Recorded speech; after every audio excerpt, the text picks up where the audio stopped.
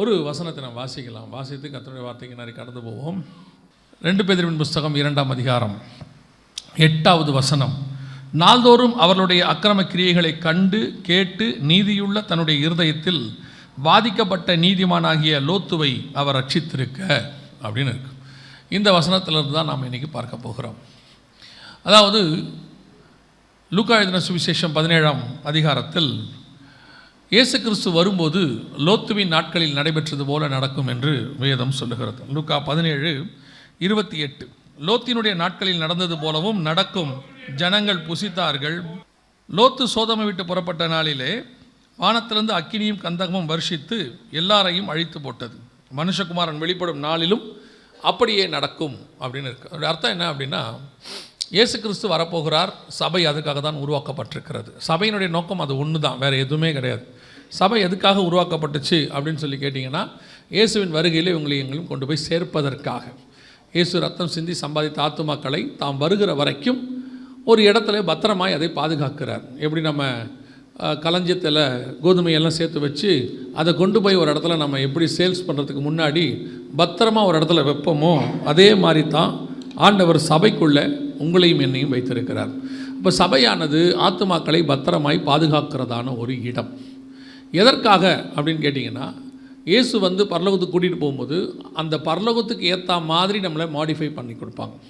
இது பரலோகத்துக்கு ஏற்ற மாதிரி உங்களை மாற்றுற இடம், வேறு எதற்கான இடமும் இல்லை.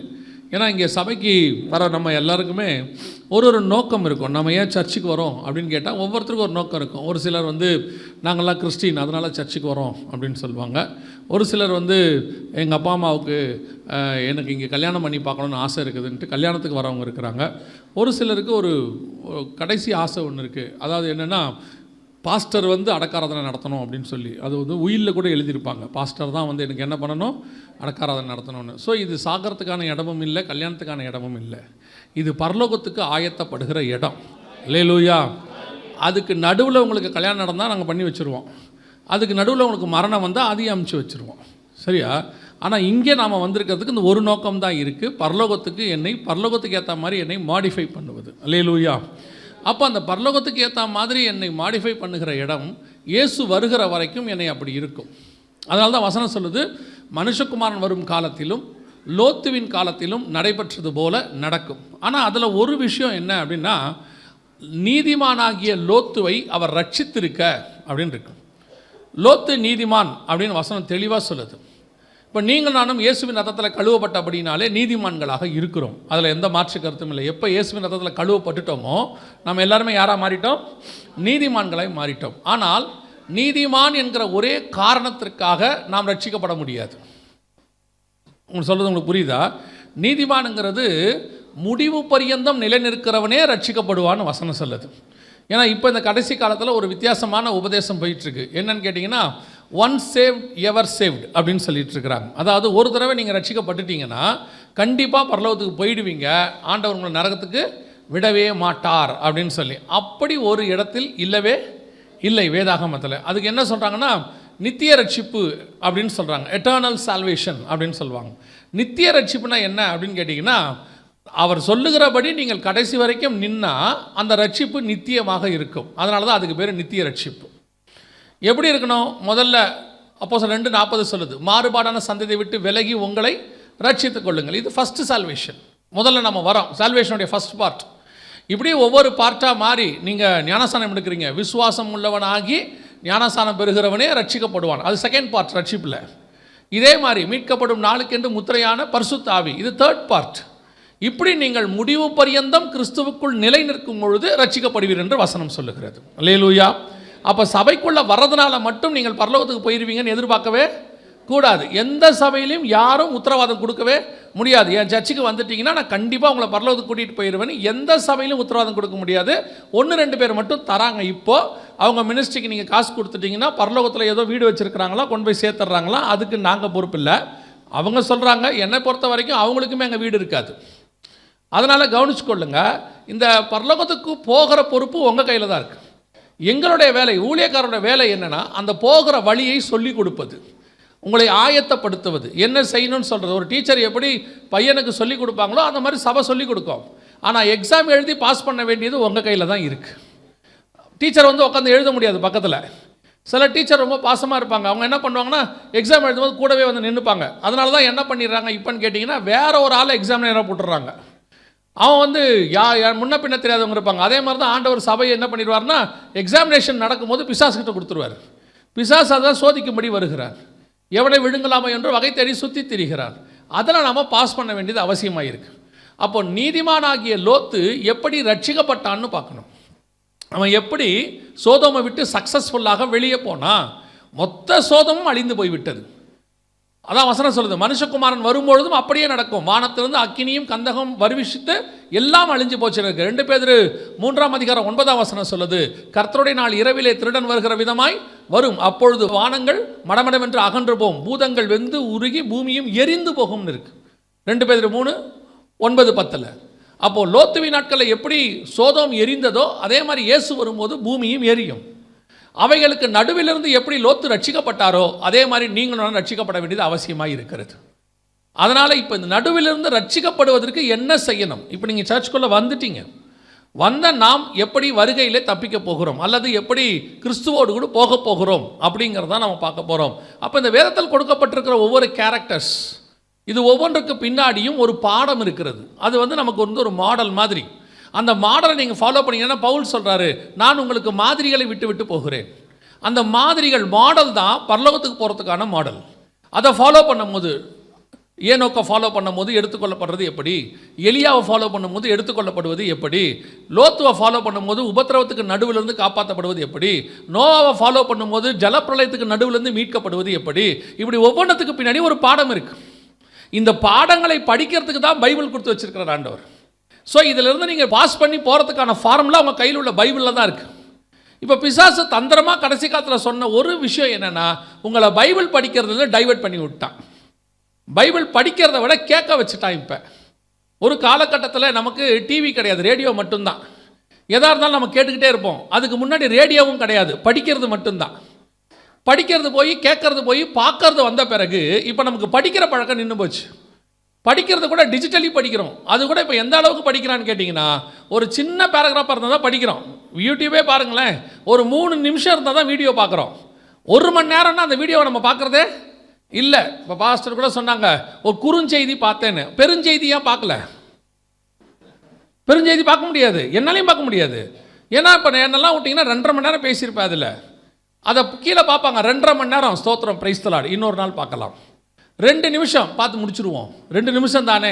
ஸோ இன்றைக்கி நம்ம அந்த அளவுக்கு ஷார்ட்டாக ஆகிட்டோம். அப்படி இருக்கும் பொழுது இந்த வேதத்தில் 66 புக்கு இருக்குது. 66 புக்கையும் படிக்கணும் போது உங்களுக்கு கஷ்டமாக இருக்குது, பிசாசினுடைய தந்திரத்தில் ஒன்று. ஆனால் இந்த வேதாகமத்தை படிக்காமல் இந்த உலகத்தை கடந்து உங்களால் பரலோகத்துக்குள்ளே பிரவேசிக்கவே முடியாது. இதுதான் ஒரே ஃபார்முலா. படிக்காமல், அதாவது சிலர் சொல்கிறாங்க எங்களுக்கு எழுத படிக்கவே தெரியாது. ஒரு அம்மா சாட்சி சொன்னாங்க, எனக்கு எழுத படிக்கவே தெரியாது, ஆனால் பைபிள் மட்டும் படிக்க கர்த்தர் எனக்கு சொல்லி கொடுத்தாருன்னு சொன்னாங்க. அதுதான் உண்மை. இந்த பைபிளில் அதற்கான காரியங்களை ஆண்டவர் கொடுத்து வச்சிருக்கிறார். அதில் ஒன்று லோத்து ஒரு மாடல், நீதிமானாகிய லோத்து ஒரு மாடல். இப்போ இந்த இயேசு கிறிஸ்து வரும்பொழுது அவைகளுக்கு நடுவில் எப்படி லோத்து தப்பித்தாரோ, எப்படி சபை தப்பிக்கணும், சபைனா நம்ம தான், நீங்களும் நானும் தான். இந்த சபை தப்பித்து எப்படி, அது வசனம் சொல்லுது, ரட்சித்திருக்க, ரட்சிப்புனா சேவ்டு அப்படின்னு நம்ம சொல்கிறோம். எப்படி சேவ் பண்ணப்பட்டாரோ அந்த மாதிரி நாம் ரட்சிக்கப்பட, சேவ் பண்ணப்பட, காப்பாற்றப்பட என்ன செய்ய வேண்டும் அப்படிங்கிறது தான் நாம் இப்போ பாடமாக பார்க்க போகிறோம். முதலாவது வாசிங்க, 2 பேதுருவின் புஸ்தகம் 2ஆம் அதிகாரம் 8வது வசனத்தை வாசிங்க. 2 பேதுரு 2:8 வாசிங்க. நாள்தோறும் அவர்களுடைய அக்கிரம கிரியைகளை கண்டு கேட்டு நீதியுள்ள தன்னுடைய இருதயத்தில் வாதிக்கப்பட்ட நீதிமானாகிய லோத்து. நீதிமான் என்பதற்கு உங்களை ரட்சிக்க ஆண்டவர் செய்யறதுக்கு மிக முக்கியமாக உங்களுக்கு இருக்கிற குவாலிஃபிகேஷன் என்ன தெரியுமா? உங்களை சுற்றி ஒரு விஷயம் நடக்கும், against to Bible, against to God, ஆவிக்குரிய வாழ்க்கைக்கு எதிரான காரியங்கள் நடக்கும். அப்படி நடக்கும்போது உங்கள் இருதயம் வாதிக்கப்பட வேண்டும். அதை பார்க்கும்போது உங்கள் இருதயம் என்ன செய்யணும்? வாதிக்கப்படணும். ஐயோ இப்படி ஒன்று நடக்குதே, அப்போ தான் உங்கள் இருதயம் அதோடு கூட ஒத்து போகலைன்னு அர்த்தம். இன்றைக்கி நமக்கு இந்த சம்பவங்கள் நடக்கும்போது வாதிக்குதா? நீங்கள் அந்த லூக்கா எழுதின சுவிசேஷம் 17ஆம் அதிகாரத்தில் வாசித்து பாருங்கள். அன்னைக்கு சோதோம் மக்கள் எப்படி இருந்தாங்கன்னு வசனம் சொல்லுது. 28 வாசிங்க ஐயா. லோத்தினுடைய நாட்களில் நடந்தது போலவும் நடக்கும். ஜனங்கள் புசித்தார்கள், குடித்தார்கள், கொண்டார்கள், விற்றார்கள், நட்டார்கள், கட்டினார்கள். போதுங்கய்யா. அப்ப இவ்வளவும் நடந்துச்சு.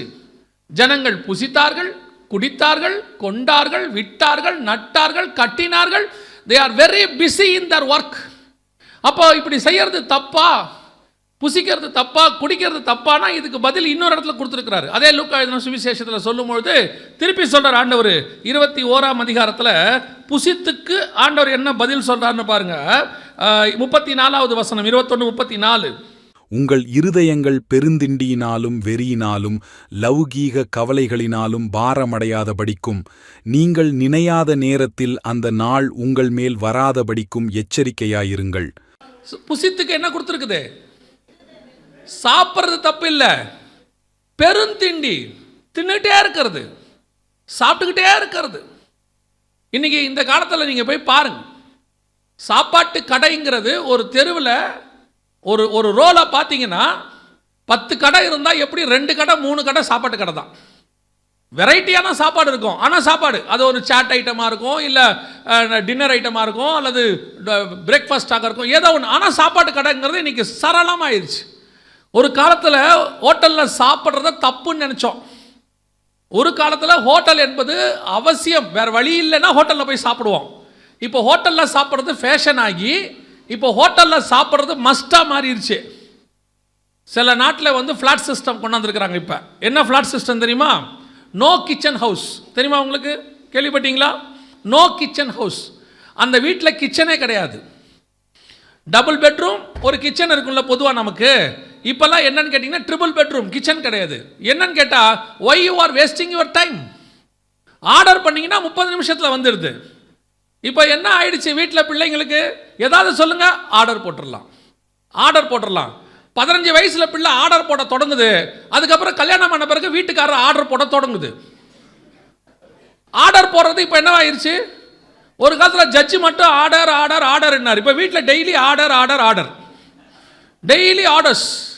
ஏதாவது ஒன்று கேட்டு பாருங்க. நான் சொன்னால் இப்போ இந்த மாதிரி சொல்கிற ஆள் இருக்கும்ல நம்மள. இப்போ நமக்கு பேர் பூமர் அங்கிள். இந்த ஜென்ரேஷனுக்காரன் நமக்கு என்ன பேர் வச்சிருக்கிறான்? Boomer uncle. அவங்களாம் ஜென்ரேஷன் வி, ஜென்ரேஷன் ஆல்ஃபா, அவங்களுக்கெல்லாம் பயங்கரமான பேர் இருக்குது. எங்களுக்கெல்லாம் பேர் என்னென்னா பூமர் அங்கிள். என்னடா பூமர் அங்கிள் அந்த காலத்தில் அப்படின்னு ஆரம்பிச்சு, அந்த காலனாலே பூமர் ஆகிட்டான். Long long ago, once upon a time. எங்கள் வீடுகளெல்லாம் ஒரு 30 வருஷத்துக்கு முன்னாடி சாப்பாடு குறைவாக தான் இருக்கும், கஷ்டம்தான். ஆனால் எந்த நேரத்தில் வீட்டுக்கு வந்தாலும் சாப்பிட்றதுக்கு ஒரு ஆளுக்கு சாப்பாடு இருக்கும் கண்டிப்பாக. வீட்டுக்கு வந்தவர் சாப்பிடாமல் போகவே மாட்டார். இப்போ இருக்கிறவங்க கேட்குற கேள்வியே அழகாக இருக்கும். சாப்பிட்டு வந்துட்டீங்களான்றான். நம்ம வீட்டில் கேட்கும் போது சாப்பிட்றீங்களா, இப்போ கேட்கும் போது சாப்பிட்டு வந்துட்டீங்களான்னும் போது எவனாவது இல்லைன்னு சொல்லுவானா? அப்படியே எவனாவது 1-2 பேர் வேறு வழி இல்லாமல் இல்லைங்க அப்படின்னா அடுத்து ஆர்டர் போட்டுருவான். முந்தி இருக்கிறத வச்சு ஏதோ ஒரு கிண்டி ரவா உப்புமாவது கிண்டி கையில் கொடுத்துருவாங்க. இப்போ பெருந்திண்டியினுடைய உலகம். அதாவது இது மட்டும் பெருந்திண்டி இல்லை. முந்தி நம்ம 3 வேளை சாப்பிட்டுக்கிட்டு இருந்தோம். இப்போ எத்தனை வேளை சாப்பிட்றோம் நமக்கே தெரில. ஏன்னா இப்படி போகும்போது வாய் அரைக்குது, இப்படி போது வாய் அரைக்குது. அதாவது அவங்களோட அஃபிஷியலாக உட்காந்து சாப்பிட்றது 3 வேளை, அன்அஃபிஷியலாக போகும்போது வரும்போது வாய் அரைச்சிக்கிட்டே இருக்குல்ல, அது கணக்கே இல்லை. இப்போ பாருங்கள், ஆபிரகாமின் வாக்கு தத்துவம் இந்த காலத்தில் தான் நிறைவேறியிருக்கு எல்லாருக்குமே.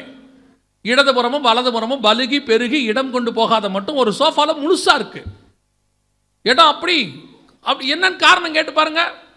என்னன்னே தெரியல, உடம்பு ஊதிக்கிட்டே போகுது. அது என்ன காற்று வச்சு அடிக்கிறோம் ஊதிக்கிட்டே போகிறதுக்கு இல்லை. பெருந்திண்டியினுடைய உலகம் இதெல்லாம் இன்னைக்கு உலகம் முழுக்க இப்படிப்பட்ட அடையாளங்கள் நடக்குது, நம்ம வீடுகளிலே நடக்குது. ஆனால் இது வந்து சாதாரணமாக உலக பிரகாரமான அடையாளம். ஆனால் இதை தாண்டி சபைகளுக்குள்ளே, சபை இன்னைக்கு எப்படிப்பட்ட இடமா இருக்குது? புசிக்கிற இடமா, குடிக்கிற இடமா, கொண்டாடுகிற இடமா, விளையாடுகிற இடமா, ஜாலியாக இருக்கிற இடமா? அப்படி ஒரு இடமா மாறிடுச்சு சர்ச்.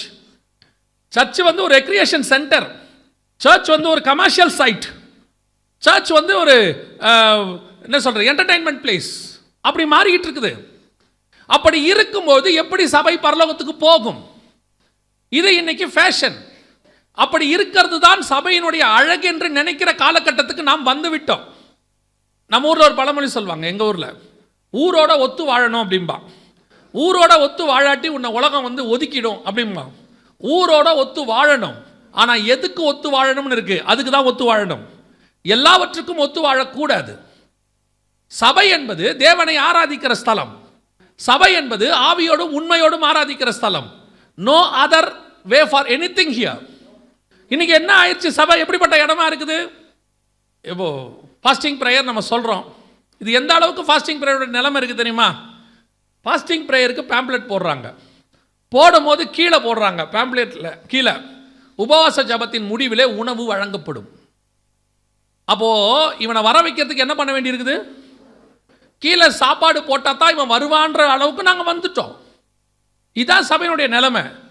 இப்போ யோனா காலத்தில் வந்து திடீர்னு நினிவேல 40 நாள் உபவாச ஜபம்னு சொன்னார். ராஜா அனௌன்ஸ் பண்ணிட்டார். ராஜா சொன்னாரா 40 நாள் முடிவில் உங்களுக்கு தருவேன்னாரா?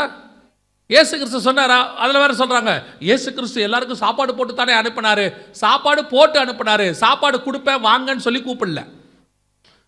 அப்படி அவன் நினச்சிக்கிட்டு வந்தவனை சொன்னார், நீங்கள் என்னை அப்பத்துக்கு பின்பற்றுகிறீர்கள், நீங்கள் வர வேண்டிய அவசியம் இல்லைன்னு சொல்லிட்டாரு. மிச்சம் இருக்கிறவனையும் கேட்டார், நீயும் போடுறதா போயிட்டே இருந்தாரு. சாப்பாட்டுக்கு என் பின்னாடி வராத, நித்திய ஜீவனுக்கு என் பின்னாடி வா. இன்னைக்கு சபை நூதனமாக நடக்குது. திருப்பியும் சொல்கிறேன், நான் சபை நான் கட்டடத்தை சொல்லலை, டினாமினேஷனை சொல்ல. I am not talking about a particular denominations anything. I am talking about the people. உங்களை குறித்தும் என்னை குறித்தும் சொல்லுகிறேன். சர்ச்சினுடைய நிலைமை இன்னைக்கு எப்படி இருக்குது? புசித்து குடித்து நிலைமை கூடிய இடம். சாப்பாடு போட்டால் தான் வருவேங்கிற ஒரு குரூப்பு. இன்னொரு பெரிய விஷயம், இங்கே உங்களுக்கு மீட்டிங் நடக்கும் போதே சைடில் வச்சு சாப்பாடு செஞ்சுக்கிட்டே இருக்காங்க. இவன் இங்கே உட்காந்துக்கிட்டே ஸ்மெல் பிடிச்சிக்கிட்டு இருக்கிறான். என்னவா இருக்கும்? சிக்கன் பிரியாணியா, வெஜ்ஜு பிரியாணியா? சிக்கன் பிரியாணினா ஆவியில் நிறையிறான். சோத்திரம், praise the Lord, hallelujah, praise you God அப்படிங்கிறான். வெஜ்ஜு பிரியாணினா பக்கத்தில் பார்த்து சொல்கிறான், சோத்திரம், பிரைஸ் தி லார்ட். சுருதி இறங்கிடுது அவனுக்கு. இன்னைக்கு நாங்கள் போடும் போதே இப்போ அடுத்த நிலைமை என்ன வரப்போகுது? சர்ச்சுக்கு வருகை தாமதிச்சா கீழேயே மெனு போட்டுற போகிறோம். முடிவிலே சிக்கன் பிரியாணி வழங்கப்படும், ரைத்தா கத்திரிக்காய் கூட கொடுக்கப்படும். இன்னைக்கு அப்படித்தான் ஆகிப்போச்சு சபையினுடைய நிலைமை. யோசித்து பாருங்க, 1 மணி நேரம் சர்ச்சு நடக்குது, 2 மணி நேரம் உட்காந்து சாப்பிட்றான் சர்ச்சுக்குள்ள. இதில் வேற ஒரு பெருமை, அன்பின் விருந்து. என்ன அன்பின் விருந்து? ஆளாளுக்கு ஒன்று செஞ்சு கொண்டு வரணும். எல்லாரும் கொண்டு வந்து ஒன்றாக வைத்து அவர்கள் புசித்தார்கள். வர்றதே 9:30 தான் வரான், 8 மணி ஆராதனைக்கு. என்னன்னு கேளுங்க, செஞ்சு கொண்டாடுறதுக்கு லேட் ஆயிருச்சு. சபைக்கு வர்றதுக்கு சாப்பாடு செய்யறதுனால சபைக்கு லேட்டாக வருது. கரெக்டாக சில ஆட்களாம் சாப்பாடு எடுத்துக்கிட்டு ஆத்மாவே கத்தர் சோத்திரிக்கு தான் உள்ளே வரான். முடிஞ்ச உடனே உட்காந்து சாப்பிட்றது 3 மணி நேரம். சபை என்பது ரெக்ரியேஷன் சென்டர் அல்ல. எப்போ சபை ஆவிக்குரிய காரியத்தை விட்டுவிட்டு மற்ற காரியங்களில் ஈடுபடுகிறதோ அன்னைக்கு சபை தொலைய ஆரம்பித்து விட்டது என்று அர்த்தம். வாசிங்க, யாத்ராகமத்தின் புஸ்தகம் வீழ்ச்சி எங்கே தொடங்குதுன்னு பாருங்க. யாத்ராகமத்தின் புஸ்தகம் 32ஆம் அதிகாரம். யாத்ராகமத்தின் புஸ்தகம் 32ஆம் அதிகாரம். மறுநாள் அவர்கள் அதிகாலையில் எழுந்து சர்வாங்க தகன பலிகளையிட்டு சமாதான பலிகளைச் செலுத்தினார்கள். பின்பு ஜனங்கள் புசிக்கவும் குடிக்கவும் உட்கார்ந்து விளையாட எழுந்தார்கள். அப்ப நல்லா கவனிச்சுக்கொள்ளுங்க, இவன் சர்வாங்க தகன பலி எல்லா பலியும் செலுத்திட்டு அடுத்து என்ன பண்ணானா? பின்பு புசிக்கவும் குடிக்கவும் உட்கார்ந்து விளையாடவும் எழுந்திருச்சார்கள். இதுதான் இன்னைக்கு சர்ச்சினுடைய நிலைமை. ஸ்டில் இப்ப இருக்க சர்ச்சினுடைய நிலைமை. சர்ச்சுக்குள்ள யூத் மீட்டிங் சொல்லுங்க, எந்த மீட்டிங் வேணா சொல்லுங்க, 1 மணி நேரம் இல்லை 3/4 மணி நேரம் செய்தி, அதுக்கப்புறம் புசிக்க குடிக்க விளையாட இதான் போயிட்டு இருக்கு. காலையில் 9 மணில சாயங்காலம் 5 மணி வரைக்கும் யூத் மீட்டிங், 9 மணிக்கு ஆராதனை வர்ஷிப்பு, ஆடுவான் பாடுவான் குதிப்பான் விசில் அடிப்பான் எல்லா வேலையும் செஞ்சு தொலைப்பான். திருப்பி நடுவில் ஒரு 3/4 மணி நேரம் செய்தி கேட்பான், அப்புறம் ஸ்தோத்திரம் பண்ணுவான். அதுக்கப்புறம் 2 மணிக்கு சாப்பாடு போடுவாங்க புசிக்கவும், அப்புறம் ஒரு 3-4 மணிக்கு டீ குடிப்பாங்க குடிக்கவும், அப்புறம் 4 மணிலேருந்து 6 மணி வரைக்கும் ஜாலியாக ரெக்ரியேஷன் கேம்ஸ் வச்சுருப்பாங்க விளையாடவும். சேம் விஷயம். கேட்டு பார்த்தீங்கன்னா இதுதான் யூத் மீட்டிங். இப்படி நடத்தினா தான் யூத் வருவான், இல்லைனா யூத் வரமாட்டான். இப்படி இப்போ சொன்னதான் வருவான்னு யார் சொன்னா? எந்த பைபிளில் இப்படி ஃபார்முலா போட்டிருக்குது? இவங்களுடைய ஞானம் பொத்துக்கிட்டு கொட்டுது. இந்த கடைசி 20-30 வருஷத்தில் யூத் மீட்டிங் நடத்தணும்னா அதுக்கேற்ற மாதிரி இவங்க ஒரு ஃபார்முலா ரெடி பண்ணிக்கிட்டாங்க. பெண்கள் கூட்டம் அதுக்கேற்ற மாதிரி ஒரு ஃபார்முலா ரெடி பண்ணிக்கிட்டாங்க. குடும்ப முகாம் அதுக்கேற்ற மாதிரி ஒரு ஃபார்முலா ரெடி பண்ணியாச்சு. எல்லாத்துலேயும் ஒரு கேம். எல்லாத்துலேயும் ஒரு ஆட்டம், எல்லாத்துலேயும் ஒரு பாட்டம். பேருக்கு என்னது? சர்வாங்க தகன பலி, ஒரு 3/4 மணி நேரம் செய்தி. அதில் கேட்டால் சொல்கிறது, இல்லைன்னா எப்படி ஜனங்க வருவாங்க? வருவான், கண்டிப்பாக வருவான். நான் சொல்கிறேன், எப்படி வருவான் தெரியுமா? நீங்கள் பேசுவது இயேசு கிறிஸ்துவா இருந்தால் ஜனங்கள் எங்கிருந்தும் உங்களை தேடி வருவார்கள். உங்ககிட்ட இயேசு கிறிஸ்து பேசல, அதான் பிரச்சனை. இப்ப பேசுறது இயேசுவா இருக்கணும். பவுல் வந்திருக்கிறான் என்று கேள்விப்பட்டு அந்த ஊரில் இருக்கிற அத்தனை சகோதரர்களும் அவனை பார்க்கும்படி வந்தார்கள். No YouTube, no Facebook, no poster, no pamphlet. Paul வந்திருக்கான்னு கேள்விதான் பட்டான். வந்துட்டாம்ல அத்தனை பேரும். அப்ப எப்படி வந்தான்? அது தேவ ஆவி உங்களுக்குள் இருந்தால் ஆவியானவர் எல்லாரையும் அழைத்து கொண்டு வர வர வல்லமை உள்ளவராய் இருக்கிறார். இப்ப நாம என்ன பண்றோம்? இவங்களை கொண்டு வருவதுக்கு தான் இவ்வளவு உபயாந்திரம். ஒரு சர்ச்சில் சொல்றாங்க, முதலில் வரக்கூடியதான 100 வாலிபர்களுக்கு டிஷர்ட் வழங்கப்படும். எதுக்கு இப்படி கொடுத்து கூப்பிடுவிய? அதை டெக்ஸ்டைல் ஷோக்காரன் நடத்துகிறான், நியாயம். ஏன்னா அவங்ககிட்ட இருக்க பொருளை விற்கணும். எங்கிட்ட இருக்கிற பொருள் விற்கக்கூடிய பொருள் அல்ல, எங்கிட்ட இருக்கிற பொருள் அவனுக்கு தேவையான பொருள். தேவையான பொருளை ஓடி வந்து தான் வாங்கணுமே வெளியே, விற்க வேண்டிய அவசியம் எனக்கு இல்லையே. ஆப்பிளில் ஃபோன் ரிலீஸ் ஆகுது, இப்போ பாருங்க, வரும் 15, 16 கொண்டு வருவான். ஓப்பன் பண்ணுற அன்னைக்கு, அது ஃபஸ்ட்டு ரிலீஸ் பண்ணுற அன்னைக்கு காலையில் பாருங்க, யூஎஸில் கடை வாசலில் 1 கிலோமீட்டருக்கு லைன் நிற்குது. ஒரு ப்ராடக்டை வாங்கிறதுக்கு ஜனங்க லைனில் வந்து நிற்கிறான். இங்கே இயேசுவை கூவி கூவி விற்க வேண்டி இருக்கு. இயேசு கிறிஸ்து அப்படி செஞ்சாரா? இயேசு கிறிஸ்து என்ன செஞ்சுருக்கணும் நியாயமா? ஒவ்வொரு ஊருக்கு போகிறதுக்கு முன்னாடி 2 சீஷர்களை முன்பாகவே அழைத்து, நீங்கள் அந்த ஊருக்கு முன்னாடி போங்க, போய் அந்த ஏரியாவில் இருக்கிற எல்லா பெரிய மனுஷன் வீட்லேயும் போய் சொல்லுங்கள், இயேசு வர்றார், நாளைக்கு மீட்டிங் நடக்க போகுது, எல்லாரும் வந்துருங்க. முடிவில் அப்பமும் மீனும் கொடுப்போம், போன மீட்டிங்கில் கொடுத்துருக்குறோம், இந்த மீட்டிங்லையும் கொடுப்போம், வந்துருங்க, நீங்கள் ரெடி பண்ணுங்க. அப்பா நீ அடுத்த ஊருக்கு போ, நான் இங்கே முடிச்சுட்டு அங்கே தான் வரப்போகிறேன் சொல்லணுமா இல்லையா? 12 பேர் சும்மா தானே இருந்தான், 2 பேர் அனுப்பியிருக்கலாம்ல. இயேசு கிறிஸ்து அந்த வேலையே செய்யலையே. இயேசு வந்திருக்கிறார் என்று கேள்விப்பட்டு ஜனங்க எங்க வந்தாங்க தெரியுமா? அவர் இருக்கிற வனாந்தரத்துக்கு வந்தான். அவர் ஊருக்குள்ள கூட இல்லை, அவர் வனாந்தரத்தில் இருக்கிறாரு, அங்கே தேடி வந்துட்டான். ஏன் வந்தான்? அவர்கிட்ட இருக்கிற வார்த்தை வந்து கேட்குறான், நீர் இன்னும் பேச வேண்டும் என்று கேட்கிறோம். இயேசு என்ன பேசினாரு? வாலாகாமல் தலையாவாய், இன்று முதல் உன்னை நான் ஆசீர்வதிக்கவே ஆசீர்வதித்து பெருகவே பெருக பண்ணுவேன், உன் பேரை நான் பெருமைப்படுத்துவேன், இந்த வருஷம் நீ வெளிநாட்டுக்கு வேலைக்கு போவாய் சொன்னாரா? வசனம் சொல்லுது, போதகரே நீர் முகதாட்சண்யம் இல்லாமல் பேசுகிறவர் என்று நாங்கள் அறிந்திருக்கிறோம், சத்தியத்தை சத்தியமாய் பேசுகிறவர் என்று அறிந்திருக்கிறோம். நீ சத்தியத்தை சத்தியமாக பேசு, முகதாட்சண்யம் இல்லாமல் பேசு.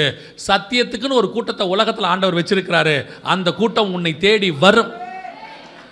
இன்னைக்கு நாம் என்ன செஞ்சிட்டு இருக்கிறோம்? இந்த ஜனங்களை கவர் பண்ணுறதுக்கு அவனுக்கு ஏற்ற மாதிரி பாட்டு, அவனுக்கு ஏற்ற மாதிரி ஆட்டம், யூத்துக்கு ஏற்ற மாதிரி பாட்டு, யூத்துக்கு ஏற்ற மாதிரி டான்ஸு, நல்லா புகையை போட்டு கலர் கலராக லைட்டை விட்டு நடுவில் குதிச்சுக்கிட்டு வெளியே வரான். புகையிலேருந்து யார் வருவா? புகையிலேருந்து யார் வருவா? வெளிப்படுத்தின விசேஷம் 9ஆம் அதிகாரம் 3வது வசனம். அந்த புகையிலிருந்து வெட்டுக்கிளிகள் புறப்பட்டு பூமியின் மேல் வந்தது. அவைகளுக்கு பூமியில் உள்ள தேள்களின் வல்லமை கொப்பான வல்லமை கொடுக்கப்பட்டது. அந்த புகையிலிருந்து வெட்டுக்கிளிகள் தான் வெளியே வரும். இப்போ புகையிலிருந்து காண்டாமிருகம் வருது, புகையிலிருந்து தேவையில்லாத மிருகம்லாம் வருது. அப்படியே புகை போட்டுட்டு உள்ளுக்குள்ளேருந்து கேட்டால் யூத்தை கவர் பண்ணுறானாமா. கவனிச்சுக்கொள்ளுங்க, ஸ்தேவான் என்கிறதான ஒரு யூத், ஸ்தேவான் என்கிறதான ஒரு யூத்து, அவன் ஒருத்த எழும்பி நிற்கிறான், கிறிஸ்துவுக்காக வைராகியம் பாராட்டுறான், பரலோகத்தில் இருக்கிற தேவனே அவனுக்காக எழுந்து நின்றார் என்று வசனம் சொல்லுகிறது. யோவான் என்கிறதான ஒரு யூத்து, இருக்கிறதுலையே சின்ன பையன், அவன் போய் மார்பில் சாஞ்சிக்கிட்டான். உலகத்துக்கு 2000 வருஷத்துக்கு தேவையான வெளிப்படுத்தின விசேஷத்தை அவன் கையில் தான் கொடுத்தார் என்று சொல்லி பார்க்கிறோம். யூத்து டான்ஸுனால வளர மாட்டான், யூத்து விசில் அடிக்கிறதுனால வளர மாட்டான், யூத்து கலர் கலராக லைட்டு போடுறதுனால வளர மாட்டான். யூத்து கர்த்தருடைய வசனத்தில் தான் வளருவான். வசனம் சொல்லுது, வாலிபன் எதனால் தான் வழியை சுத்தம் பண்ணுவான்? கர்த்தருடைய வசனத்தின்படி தன்னை காத்து கொள்ளுகிறது நாளே. இன்னைக்கு அவன் யூத்தா இருப்பான், இந்த யூத் நேரத்தில் அவனுக்கு வசனத்தை நீ போட்டுட்டீன்னா அவன் அடுத்து வளரும் பொழுது, வயோதிகனாய் மாறும் பொழுது அந்த வசனம் அவனை காப்பாற்றும். இன்னைக்கு என்ன நடக்குது? அப்படியே புசித்து குடித்து ஆட்டம் பாட்டம் கொண்டாட்டம் எல்லாம் நடக்குது. ஆண்டவர் கேட்குறாரு மோசே கிட்ட, என்ன நடக்குது கீழேன்னாரு. பாவம் மோசே நினச்சிக்கிட்டான். என்ன நினச்சிக்கிட்டான் தெரியுமா மோசே? எங்கள் ஜனங்கள் எல்லாம் கீழே சவுண்டு போட்டுக்கிட்டு இருக்கிறாங்க. அங்கே ஒரு ஊழியக்காரன் இருக்கிறான் மலைக்கு கீழே, யோசுவாங்கிற ஊழியக்காரன். அவன் சொல்கிறான், சந்தோஷமாக சொல்கிறான், பாளையத்தில் ஜெயத்துணி கேட்கிறது. அதுக்கு மோசே சொன்னான், அது ஜெயத்துணியும் இல்லை அபாய ஜொனியும் இல்லை, ஜனங்கள் தங்களை கெடுத்து கொண்டார்கள். மலையில் இருக்கிற தேவன் கீழே இருக்கிற ஊழியக்காரனை கேட்குறாரு, என்ன உன் சர்ச்சில் சவுண்டு, என்ன உன் சர்ச்சில் கூக்குரல்? உடனே ஊழியக்காரன் சொல்கிறான், ஏதோ ஜனங்க இன்னைக்கு ரொம்ப ஜாலியாக சக்ஸஸ்ஃபுல்லாக இருக்காங்க. ஆண்டவர் சொல்கிறாரு, உன் ஜனங்க சக்ஸஸ்ஃபுல்லாக இல்லை, உன் ஜனங்கள் தங்களை கெடுத்து கொண்டார்கள். இந்த குதிக்கிறது ஆடுறது ஓடுறது சபைக்குள்ளே நீங்கள் இந்த கேம்ஸ் விளையாடிக்கிட்டு என்டர்டெயின் பண்ணுறது நல்லா தெரிஞ்சுக்கொள்ளுங்க. ஒன்று புரிஞ்சுக்கோங்க நல்லா, இந்த search is not the place for entertainment, this is the place for transformation. இது பொழுதுபோக்குக்கான இடம் இல்லை, மறுரூபமாவதற்கான இடம். பொழுதுபோக்குறதுக்கு சினிமா தியேட்டர் இருக்கு, பொழுதுபோக்குறதுக்கு பார்க் இருக்கு, பொழுதுபோக்குறதுக்கு பொருட்காட்சி இருக்குது. அங்கே போய் பொழுத போக்குங்க. இவன் என்ன பண்ணுறானா, பொழுதுபோக்குறது பிசாசுடைய வேலை, காலத்தை புரோஜனப்படுத்துறது பைபிளுடைய வேலை. பைபிளுக்கு எப்பவுமே ஆப்போசிட்டாக பிசாசு செய்வான். நீங்கள் போய் பாருங்கள், உலகத்தில் இருக்கிற எல்லாத்துக்கும் பேர் என்டர்டெயின்மெண்ட். டிவிக்கு பேர் என்னது? Entertainment box. கேம்ஸ் என்னது? என்டர்டெயின்மெண்ட். நடக்கிற எல்லாம் என்டர்டெயின்மெண்ட். அது என்டர்டெயின்மெண்ட்னா தமிழில் வந்து என்னது? பொழுதுபோக்கு. ஏன் அப்படி பிசாசு கொண்டு வந்தான் பொழுதுபோக்கு அப்படின்னா, பைபிள் சொல்லுது, நாட்கள் பொல்லாதவைகளாகும்படினால் காலத்தை புரோஜனப்படுத்த விடாம பொழுதுபோக்குறான். இப்போ பிசாசு கடைசி காலத்தில் நூதனம் என்னன்னா, வெளியே பொழுத போக்கிக்கிட்டு இருந்தானா, இப்போ உள்ளுக்குள்ள 4 ஊழியக்காரங்களை கூட்டிட்டு வந்துட்டான்.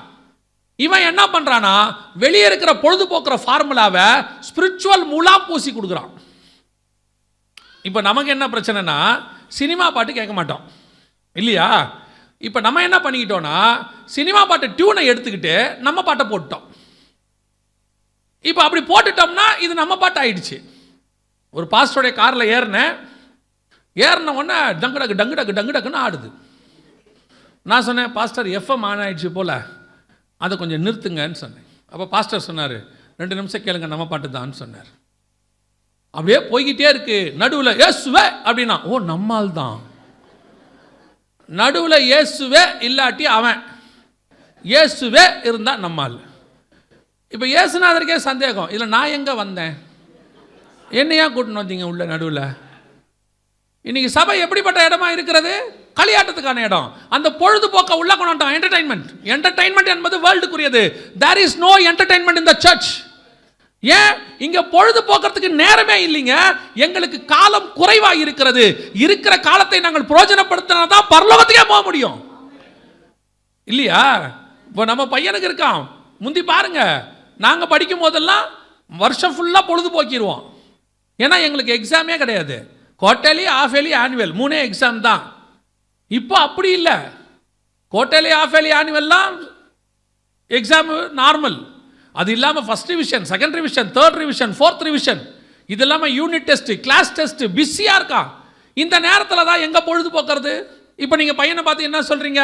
எக்ஸாம் வந்துடுச்சு படிடா, டைம் டேபிள் கொடுத்துட்டாங்க படிடா, இப்படி ஃபோனை பார்க்குறியே, கொஞ்ச நேரம் எக்ஸ்ட்ராவாக சாப்பிட்டாலும் திட்டுறீங்களே, எவ்வளோ நேரம் சாப்பிட்ற போய் படி, எவ்வளோ நேரம் தூங்குற படி.